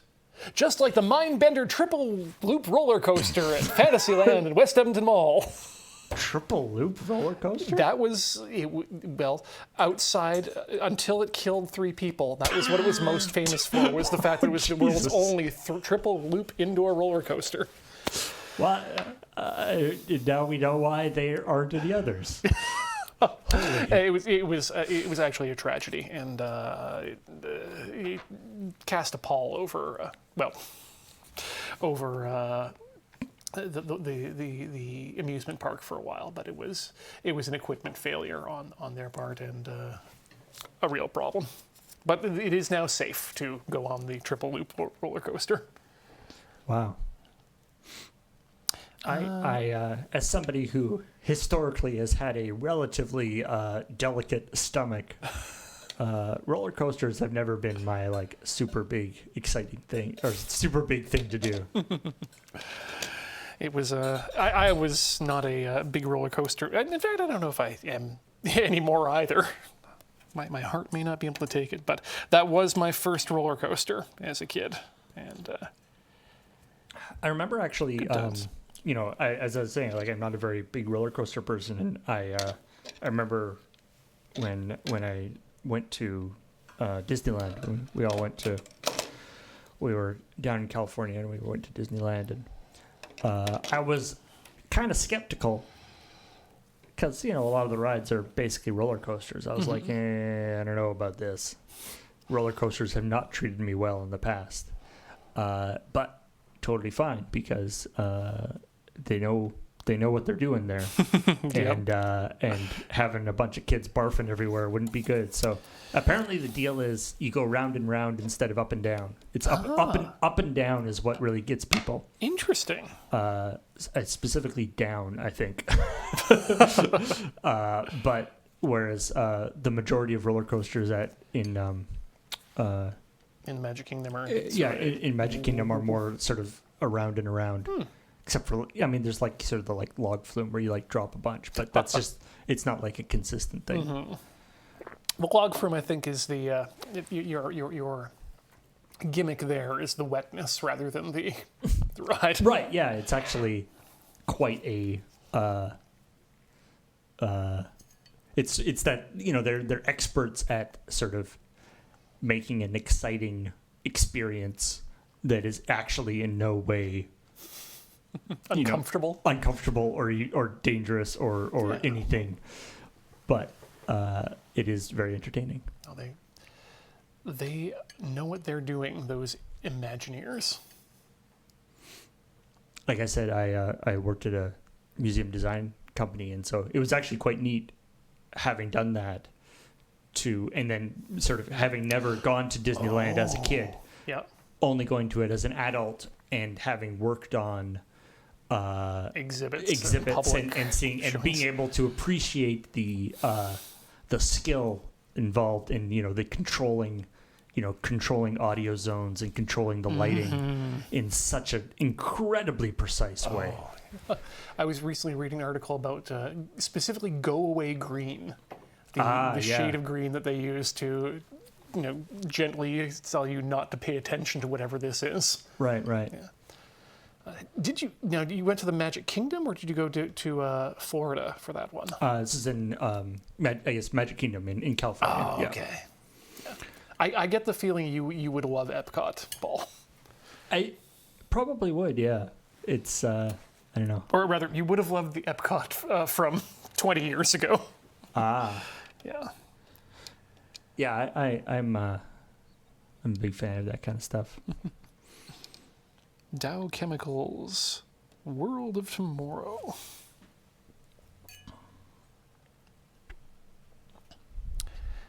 I've never actually... No, wait. I have been to a World's Fair. That's right. Expo 86 technically was a World's Fair.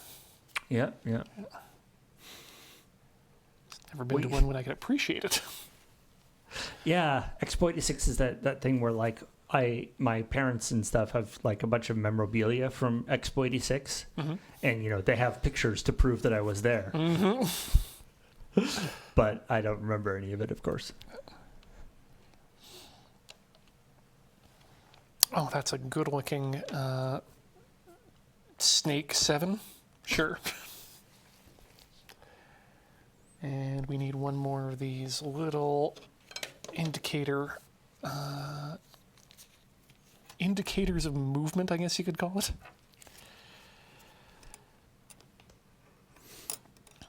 I do love this sort of like the intersection that Gundams and these kind of things are so good at, of the sort of intersection of the sci-fi fantasy aspect and then the sort of practical, like it's this huge robot and stuff, but then it's got little signs on it like beware of whatever, and don't step here, and little barcodes and just like random little bits of stuff that is on real machines that are manufactured by humans.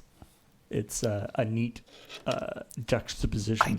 I do like it myself, yeah. But you bring up one of the reasons why I consider Gundam to be, specifically the original Mobile Suit Gundam, to be almost required viewing for anyone who is taking on, or who is enjoying Japanese animation from a critical media perspective, and trying to place it within the greater oeuvre of video entertainment and filmmaking.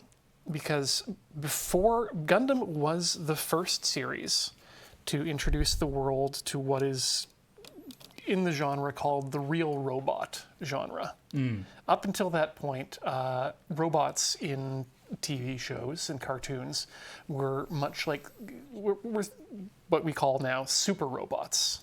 Like Transformers or something like that. Not even Transformers is actually closer to the real robot genre than things. Really? I'm thinking things like Mazinger Z and Gigantor. Right. Transor Z, if you're from Italy. Grandizer is another example of that. But they're robots. God, there was a really good way of discerning between the two, and I'm trying to remember what it was, but. I guess like it's like they're sort of metal monsters. Yeah, in essence. They're like a kaiju, but it's made out of metal instead of like it doesn't have any sort of connection to being built by people. Well, in the case of Mazinger Z, specifically the opposite. Okay. They're usually definitely built by people, but it's. There's less care taken on the mechanics, and it's more of the robot is a deus ex machina, right, for any sort of problem. The robot can do what it is written to do because it is the hero of the story. Whereas the real robot genre, you're looking at, in essence, is the robot a gun or is the robot a character? And if the robot is a gun, you're looking at real robot, which is the case for Gundam. It's just a method of embodying the power of something outside the body for the person, rather than its own power in and of itself. And so from that we get a lot more shows that started to focus on, the old joke that this one's mecha series are okay, but this one's actually about the characters and the political intrigue, and that starts to become more prevalent in the genre. I'm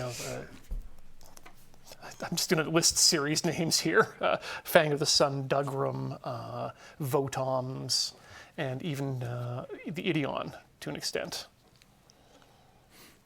Now I kind of love this idea of. It's like it's the character interactions and the political machinations are really what's important to the series, and then actually have the two characters having like there's a debate about policy or they're coming to terms with what they're going to do or different things, but they're all still in their mechs. Yeah. And so the hall that they have to do this debate in has to be massively huge in order to. Yeah. And they're standing at a ginormous podium. You've got this Gundam with the big cup to its ear, like the UN, trying to understand. I don't have ears. It's still a giant robot show, but it's got deep political things going on. Mm-hmm. But yeah, so that's kind of how the industry happened. It was super robots having fun until Gundam showed up, and Gundam kind of defined what a robot show was for about 20 years until Neon Genesis Evangelion came along and did the same thing that Gundam did, just turned the entire genre on its head. it's this idea of like, it can be, it doesn't have to be, for kids or whatever. It can be interesting, different stuff. And then Evangelion comes along, and it can also be weird and freaky.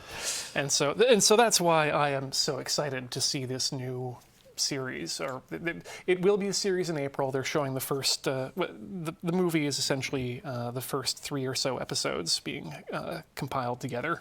And this is a reimagining of the first series of Gundam. Well, it's in this different sort of in a what if scenario. It's sort of saying here's what happened in the past back in 1979 to change what's happening now today, which I think is 13 years later in the continuity.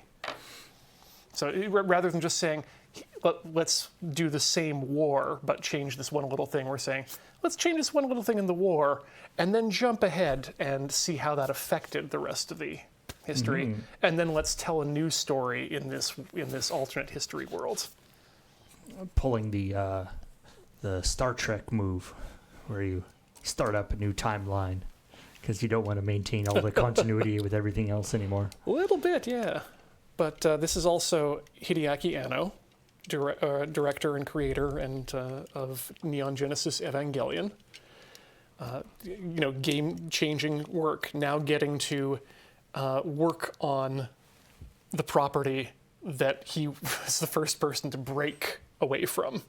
Right. So it's the whether he'll want to sort of keep with it and what changes make and all different things. Yeah, I'm super excited to see how he plays with the toys in essence, because that's really it's a toy box environment, and he knows that environment because he's a raging otaku. Oh no. Nope, that's that's not normal, but that's what we want. We want to pull off these footsies so we can decal them without having to have them attached to the rest of the dinosaur. His footsies. He's gonna have a bad time for a while. His career as a streamer is over. No feet to show. Yeah.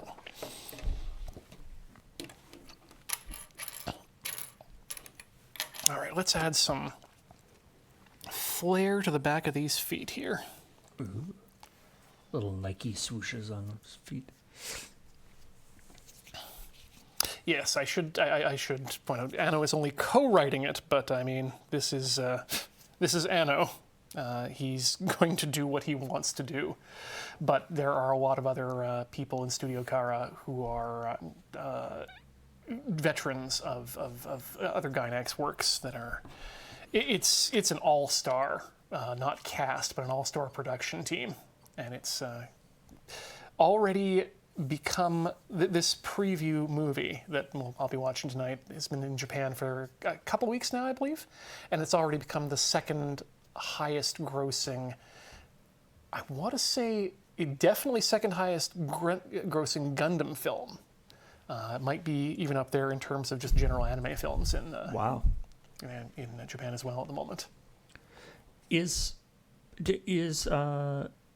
anime in production in Japan sort of, is it typically like not an auteur thing, but like is it typically like one somebody will or a small group will write an entire series, or is it more like a situation where you have like a showrunner and then individual episodes will be written by other people? Generally what you'll do is you'll have a production team that is formed specifically for each series that carries out that series from beginning to end. So that'll include your writers, that'll include your producers, your directors, your character designers, animators. But like, well, each episode might not be directed by the same person. Exactly. Yeah, very, very much so. And in fact, it's been that way for quite a long time too.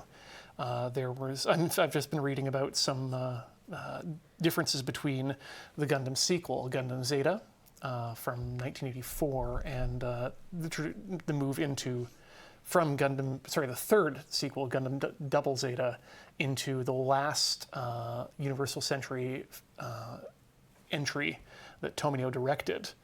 He was very hands-on as a director in Double Zeta and Zeta, even though the entire series essentially was written by two people, often alternating episodes, to the point where sometimes, because of the production timelines, you would have inconsistencies in terms of plot and things that were happening from one episode to the other. Oh, Yeah. they weren't talking to each other? No, exactly. And so that was a problem. But at least, Tomino was there giving extensive notes. And then getting onto Double Zeta, his notes for some episodes became as succinct as, make sure the mech appears in this episode. So... Was that a problem in previous episodes? Not necessarily. I mean, sometimes you would have episodes where you wouldn't have the mech, which is, again, interesting for a show that's a commercial for toys being sold to children. But it's more of just an example of, how auteur theory just doesn't really apply that much to especially television production anime. Yeah, it's interesting to see, how different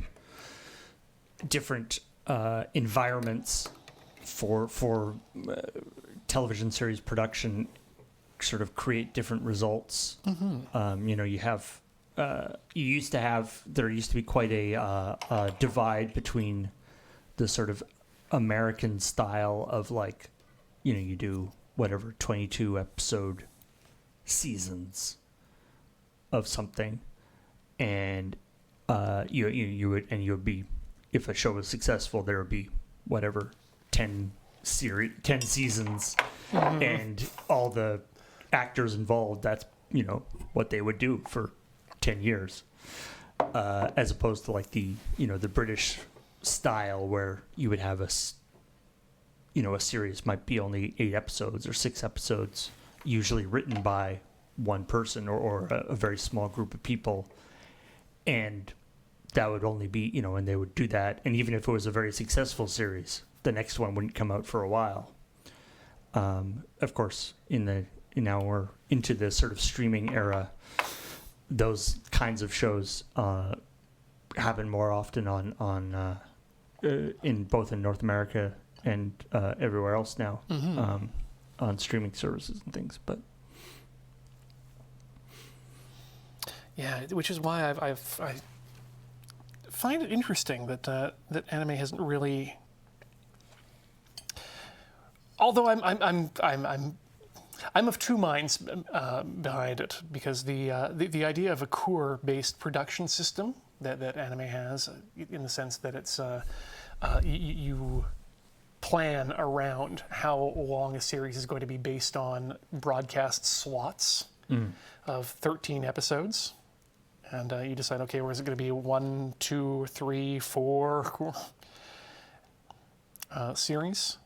And, that sort of limited production level lends itself well to that streaming model, as you were saying. But unfortunately, it doesn't seem to work when you get North American production companies involved with the Japanese side as well. Now, this isn't to say that in the past series that were scheduled for more than one cour weren't canceled partway through those production runs. right, In fact, Mobile Suit Gundam is one of those series. It was, I believe, planned for a 52-episode run and got cut down. ah, And it was only thanks to a huge letter-writing campaign by the female fans specifically that it came back as a series of compilation movies. And those were kind of what really drove the series to its mass market appeal. interesting. it's something that I've been kind of interested in the last little while. I was reading an article about, talking about the sort of shift into the streaming world where things are and sometimes more kind of, for lack of a better word, auteur oriented in the sense that, one person can write a 8-episode show, or at least can oversee an 8-episode show. Yeah, that showrunner position has become a real. But, one of the things that used to be, one of the things that you lose is in these, if you're a writer, on especially like a sitcom or something, you're on whatever, Big Bang Theory or something, where it's room written, or whatever, Supernatural, or one of these shows that has tons and tons and tons of episodes and lots of seasons and stuff, where it's room written. It allows this opportunity where you have new people. You've got people coming into the writer's room, wet behind the ears, green writers learning the trade. Learning how sitcom is formulated, learning how to write a show, and then those people go on and maybe get their own show later on or something.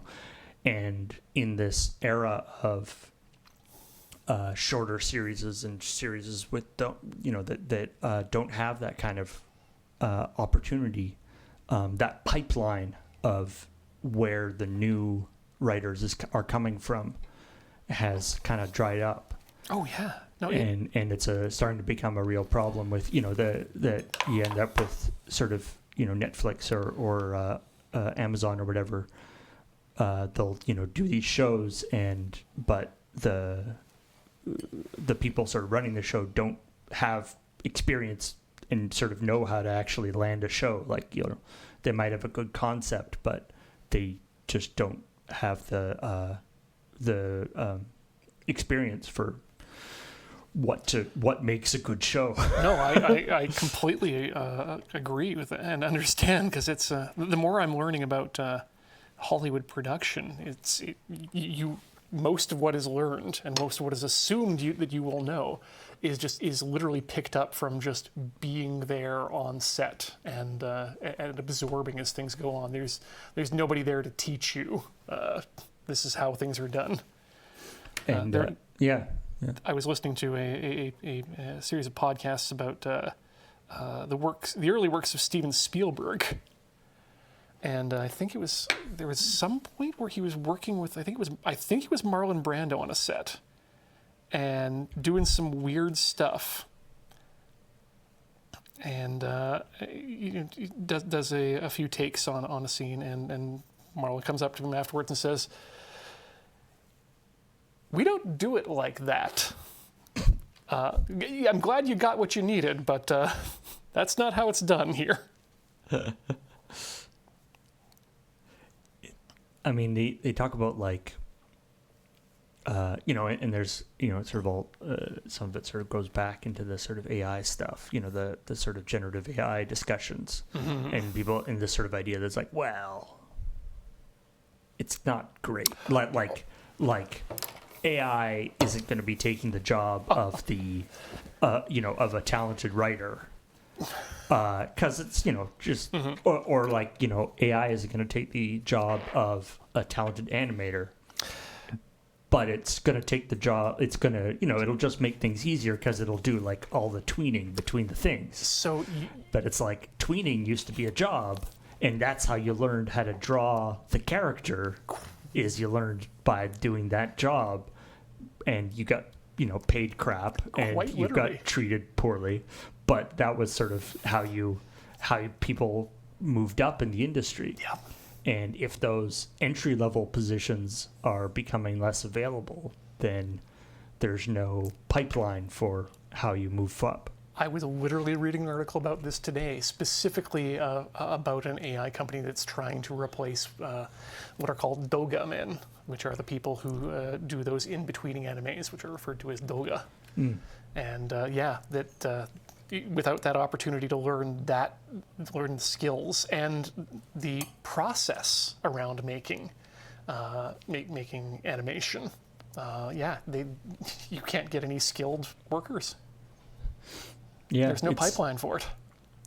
It's this sort of interesting idea that like a certain amount of, like having a big room full of writers throwing around ideas and stuff isn't that efficient as a writing system, as a system for the whole thing, or and if you can automate certain things, it's like, we can make it more efficient, but it's like a certain amount of inefficiency is actually kind of important in a weird way.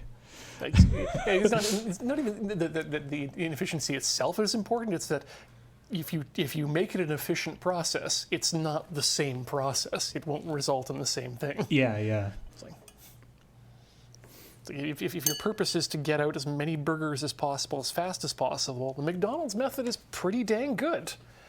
But if you want a filet mignon, the McDonald's method is not going to help you there. Right. It's sort of optimizing for the wrong thing. Yeah. But it's an interesting, and we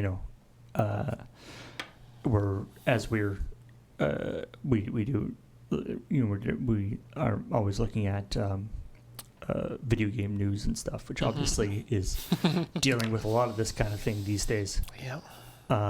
An even less well-established industry. And there's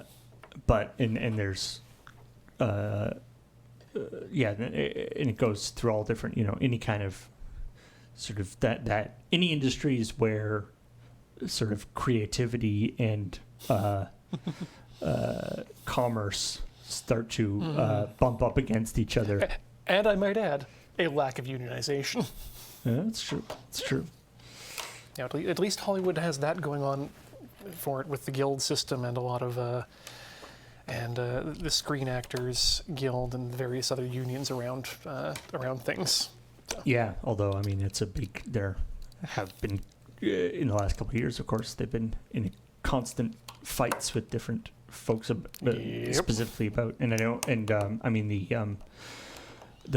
SAG-AFTRA is still, I believe, on the video game voice and not only voice but motion capture and other skilled trades within the video game industry are still on sort of it's a strike, but it's not they're working with some companies that are being that don't recognize the that are being sort of positive about it, but they're boycotting its other companies and acting against them. Mm-hmm. Could be slightly better. Straight, yeah. I mean, it's honestly, it's kind of it's good. It's basically whatever the equivalent of crossing a picket line for the management side.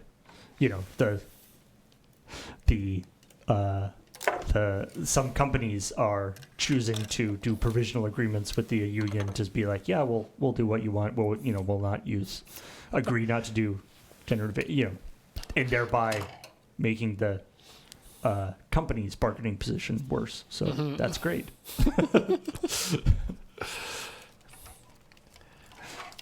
Yay. Yeah. Rough times, though. It is, in yeah. It's in the meantime, there's a couple of we've looked at a couple of stories on Checkpoint of certain games or particularly like DLC or updates, expansions for games have come out with not as much voice acting as they typically do, and that's because they can't. Well, that just means there's more opportunity for me as a streamer to add voices as value add. Exactly. Value add. Yeah, right. The current season Destiny 2 has less voiced dialogue than it was supposed to have. Ooh. I mean, they're also under the sad issue of having lost at least one voice actor of a major character in the last, well, before the game was over.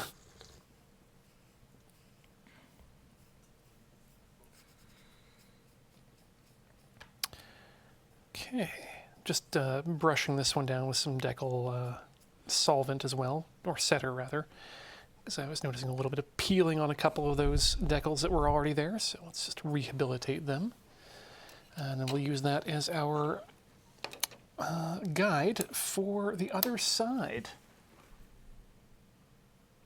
So I'll need another BFO2, and this side gets the non-snake emblem, the EDB. EDBD. EDBD.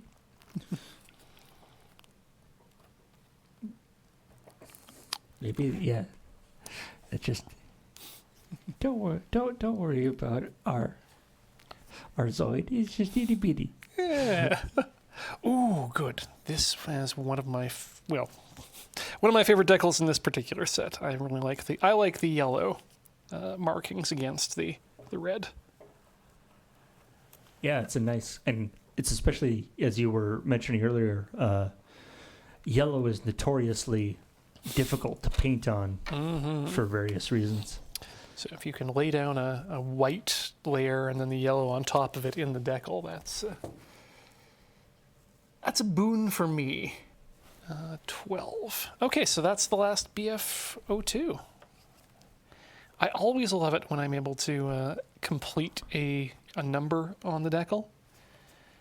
But this is a bit, well, not worrisome, but one of the big differences between especially the first-party decals and third-party decals is the third parties generally are good about just filling in every available space on the sheet with either extra decals or duplicate decals of some of the ones that you may need. Oh yeah, that's nice. So even if it's not necessary, they'll just be like, well, there's space here. We might as well put a few, like, whatever, the decal equivalent of Creeblies. Yeah, exactly. Like, as I said earlier, like, here's 24 more caution, no steps. Yeah.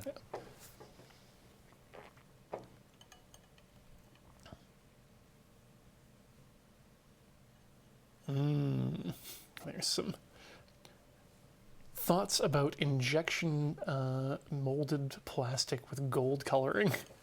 And that's metallic coloring is one of those difficulties in model production.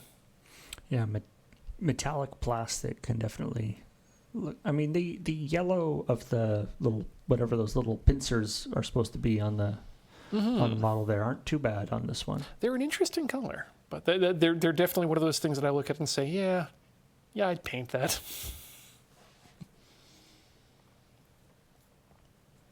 I'm also a little bit interested in the differences in color. In fact, I'm going to bring, while this decal is soaking, I'm going to bring this over. And you can see that this is a different color red than this. And it's enough that I think it's supposed to be intentional, but I'm not entirely sure. Oh, interesting. And like his like knee pad is a slightly darker red than the rest of his leg. Exactly, and it's especially egregious on the, if you can go back over the overhead shot, you can see on the top of the thigh here that the outer edge is red, but the inner panel is, again, that darker maroon. And that isn't it's not like it's a different color, a different type of plastic or something that that color would sort of look different on. No, but it would definitely be a different runner, at least. If they are using different coloring in the plastics, and it's supposed to be intentional, then that's definitely... Yeah. Ooh, that's interesting. I feel like if I would, if it was intentional, I would want it to be a little bit more of a contrast. Yeah, that's kind of my thought. Yeah, it seems sort of weirdly subtle if they wanted it to be intentional. But that's the freedom that the painting gives you if you wanted to either make it more homogeneous or give it more definition. Whew. Sometimes your brush will get the decal caught in the middle of it, and that can be useful when trying to fix a decal that has actually folded over, but otherwise it means that you've got a good grip on the decal, and that means potential for ripping. Just jam that up in the corner and give it a fold. Good job, me. Someone in the chat was mentioning that they had the revelation that there's like conical cotton swabs.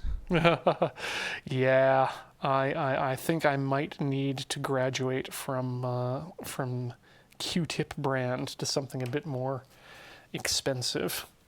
Mm-hmm. I'll have to start importing my Q-tips from Japan again. As with everything, there's always the fancier, more expensive version of the thing.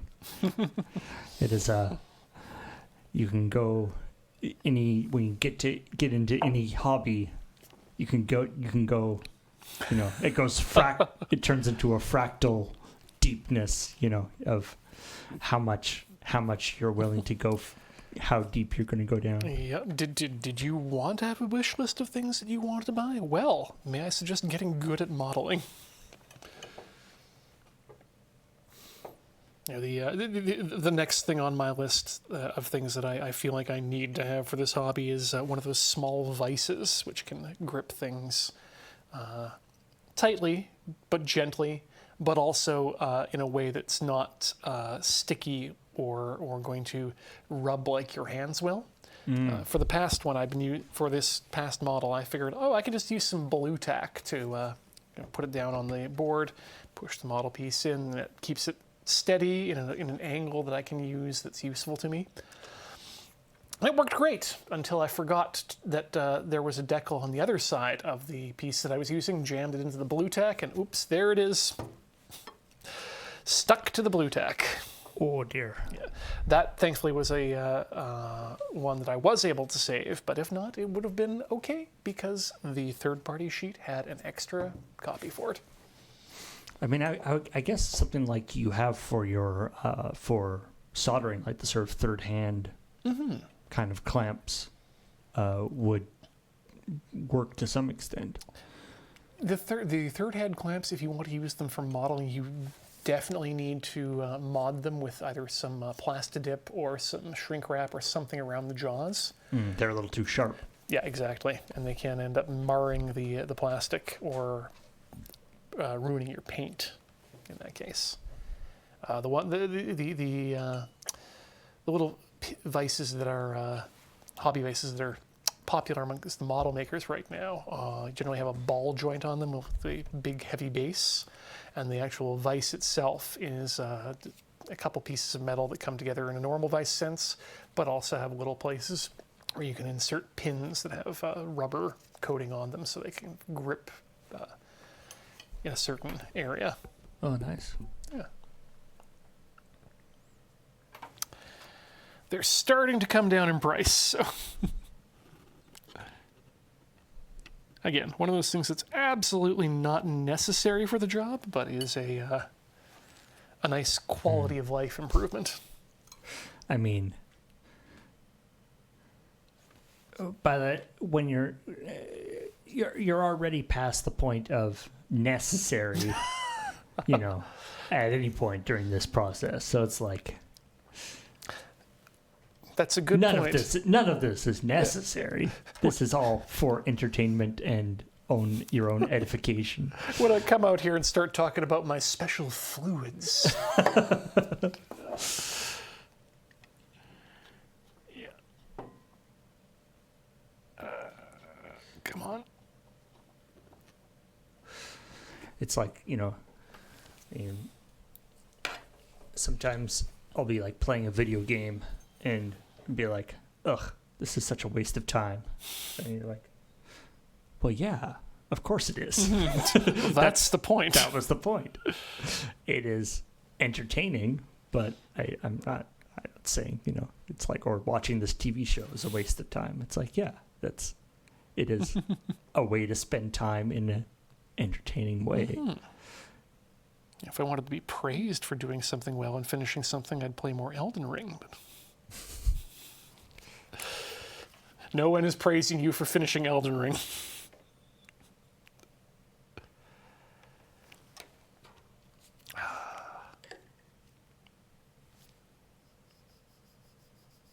Nice. Okay, one more for this piece, and then it is good to go. I think, honestly, that these are... You add the decals, and it really fills out the look and the design of these things. It does. Like it... I was mentioning the thing about like painting the panels and stuff, but it is an interesting aspect where it's like, it's supposed to be like a sort of manufactured object, as opposed to like, I don't know, like say a Warhammer miniature or something where it's like a guy wearing metal and wearing armor and fur and whatever different stuff, where it's like a normally the sort of these like plastic panels, it's like, oh, they look too smooth and perfect. Well, it's like, well, it's supposed to be smooth and perfect. Yep, that's but then adding the decals on top of it to really give it that feel as if it is sort of a real object. It provides something to draw the eye away from just that flat surface. And especially when you do get into like the panel lining and that kind of stuff, to add that that extra depth.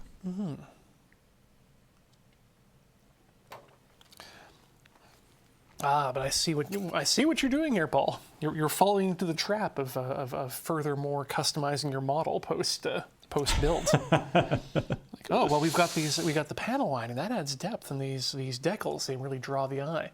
I guess what I should do is maybe pull out some weathering fluid and then add that there as well. And maybe get out some pencils and chip the edges so that they look like they've been worn out a bit. It's, the way of madness. Yeah. My favorite is the getting out the black or brown pencil and then using that to simulate chipping through the paint down to the primer. I didn't realize Beige was in the room. Oh no! On the camera, I was like, "Oh no, the camera's falling over." Thank you, Beige. You're welcome. Yeah, I think that'll help. Getting real in close there. Come on. Well, more soaking.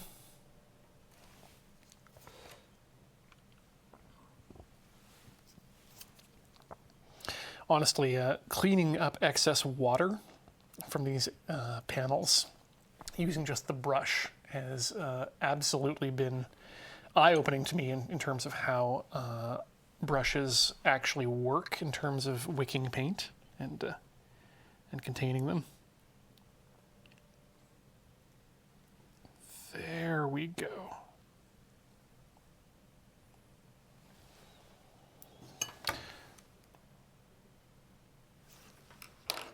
Right down where it needs to be, the BF. Stanley. Steven Spielberg's BFG, Berserk Führer Giant. Very different film.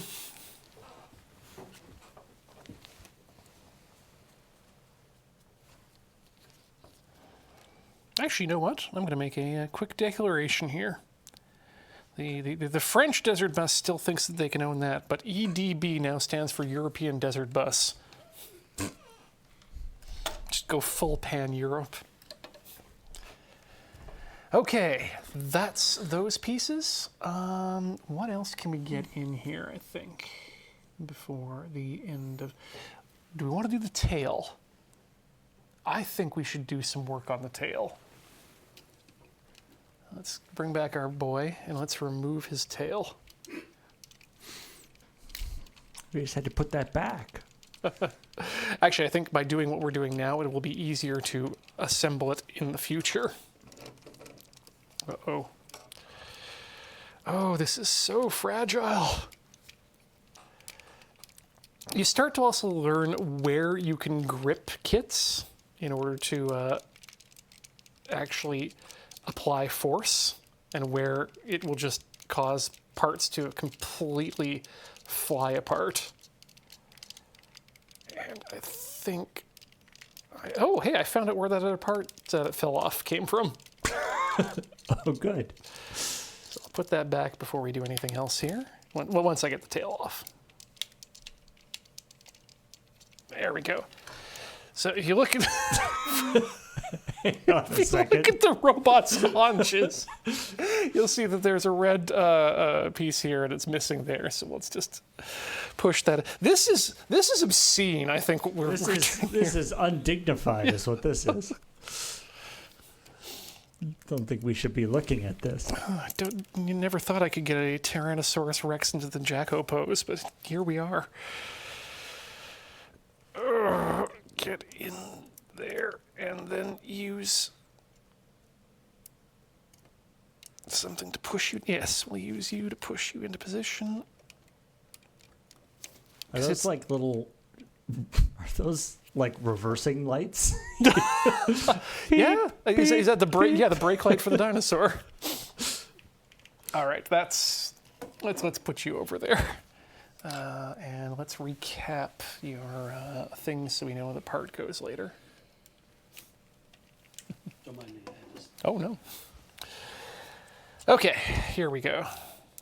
I do love this piece just for the opening that these can do for absolutely no reason.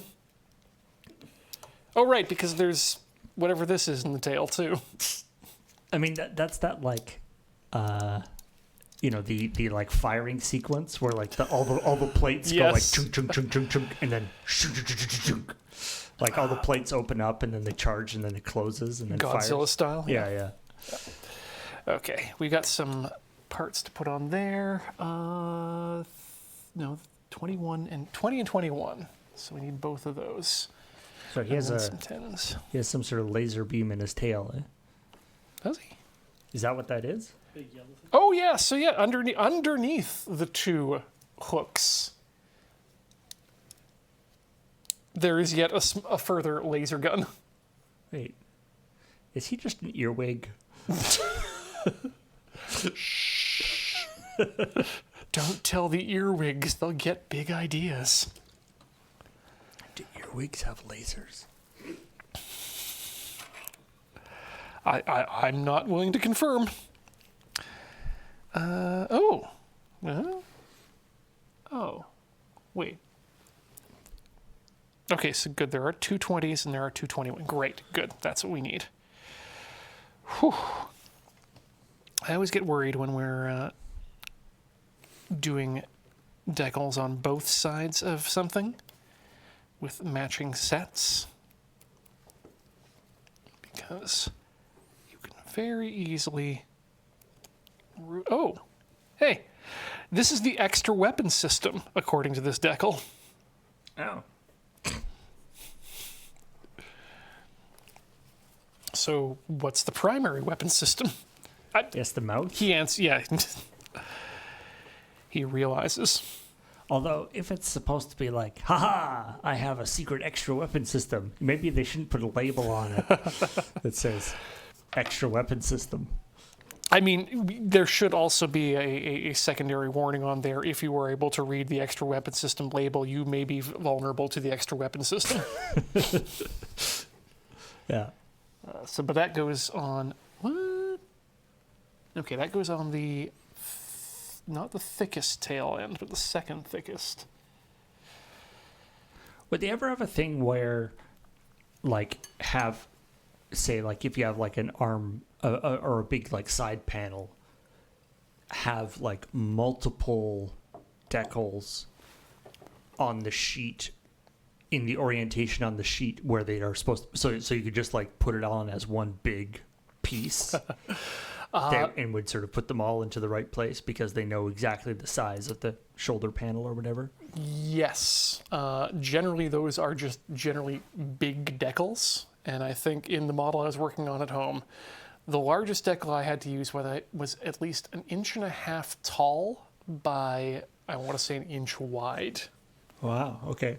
And again, just they do that sometimes when, as you say, they know where all the things go, or sometimes when they're doing a very large graphic, right, they'll go across something. But sometimes you would do that if there's like a bunch of little things on the plate. Rather, they'll actually have it as one big decal. Generally, not for a bunch of little things, and that's because when you get a large surface area for a decal, that means more of that extra medium that has to hold the printed portions. And it's sometimes difficult to hide depending on what sort of surface you're working with, if it's perfectly smooth or not. Or if you get the full adhesion of the decal, you can see that medium over top of the paint. And generally people want to avoid that. And I guess you're more the bigger it is, you're more liable to get like bubbles and stuff. Yeah, that too. For example, I mean, let's have a look again at this the BF02 one here. And you can see as I turn it, there you go. The light starts to reflect, and you can see. Oh yeah, you can see just like a little bit. Yeah, the reflection of that medium that's different from the white and the yellow. Now, when you put like the sort of clear coat on top of that, will that mitigate that to some extent? If it's adhered properly, you'll get you will get rid of it sometimes, but not always. And that's the risk that you take, and that's why they don't make big decals that just cover the entirety of one side with all the small stuff. Yeah, just like shrink wrap the entire model. Yeah. And everything sort of sucks into the right spot on it. I have only failed at one of those big decals once, and unfortunately it was a 2-part decal on a folding shield. And so I'd placed one side perfectly, and the other side ended up getting fully torn and folded. And so it was just a complete wash for that particular decal, and I had to spend a good half hour moistening and peeling the other side of the decal off the other side of the shield. It was not one of my proudest moments. Just like that. I mean, not just right. like that. But. I guess bigger decals more likely to get folded or torn or whatever as well. Because they're harder to move around. And so if right. you don't get it exactly right the first time, you are a super hosed.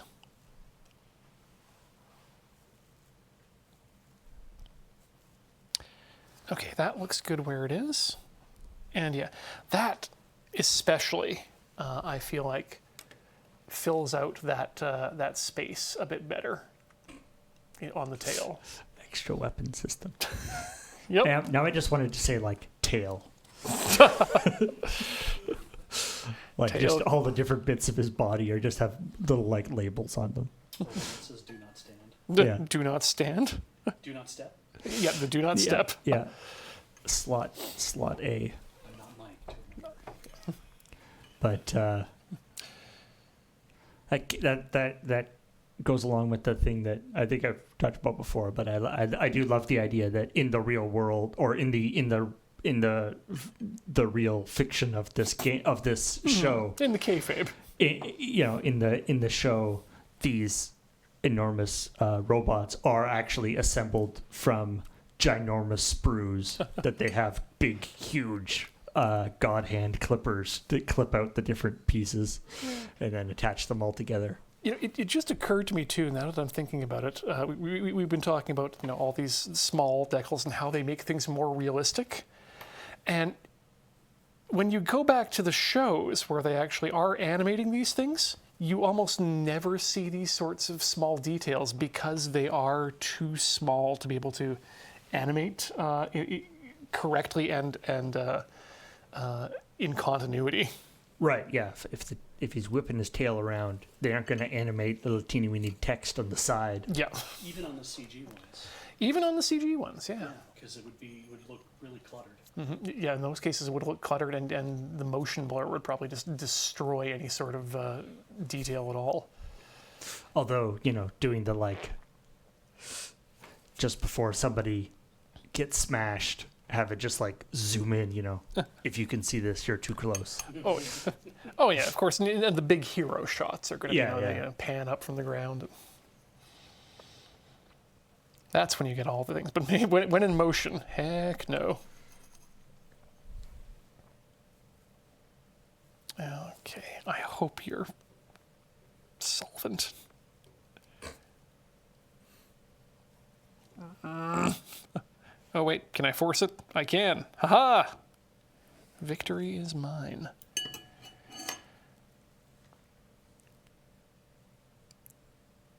Oh, these look really good. Kudos to the staff at Kotobukiya for their good looking decals on the thing. What does that one say? It's even smaller text. Yeah, that one I'm going to need not a microscope, but a magnifying glass to read out. But the quality of printing on these is such that some of these actually are legible even at that size.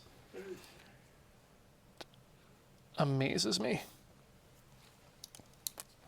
Okay, let's do the other side, because that's what we're here to do. And I think that might have to do it for this session of Decaling.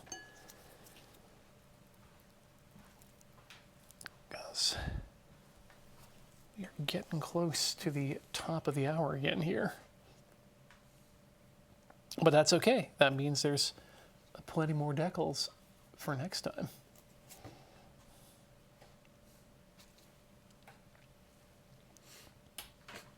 But I think what I'm going to do is, well, I'm definitely going to put the box back myself this time. Oh no. It got shoved around a little bit. Well, I think there was a little shuffling, and I don't know how much care was put into putting it back into the box in its full If size. you want to be careful, Heather might be willing to store it in her office. I will, if Heather is willing to store it in her office, I might be inclined to take that up as a possibility. I'd offer my office, but there's nowhere to put anything. Also, things in Beach's office don't stay safe necessarily. I'm going to put it on the highest shelf in Beach's office with the least securing to the wall.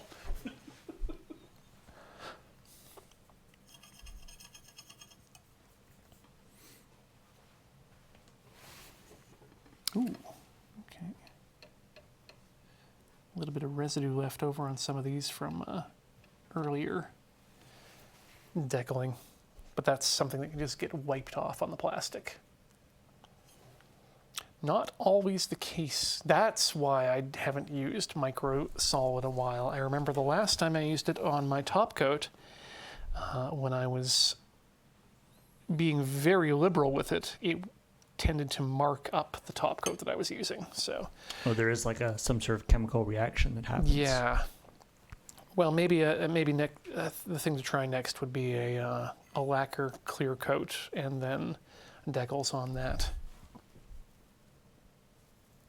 because the lacquer shouldn't interact with the vinegar. The having to, you really have to get your material sciences locked in. You're dealing with sort of the different types of. There's kind of a rock, paper, scissors thing involved in making sure that you, whatever. Honestly, Paul, in my acetone beats plastic.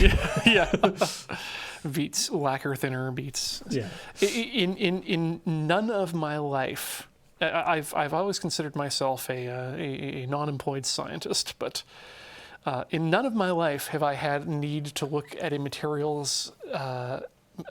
science data sheet until I started doing modeling. And now I'm very concerned with the material science data sheets of all the various things I'm aerosolizing into my home. Probably they still make die-cast models, eh? I find they made die-cast models. Yeah, do they still do that? Oh yeah, die-cast models are still well, it depends, I guess, on what you want. Like this style. Oh, that of those guys. Oh yeah. $600. Yeah. No, I was just looking at a SDF-1, a Macross of that. The bootleg versions on AliExpress will run you $1,400. If you want one of the legitimate ones, you're probably looking at between $2,500 and $2,600.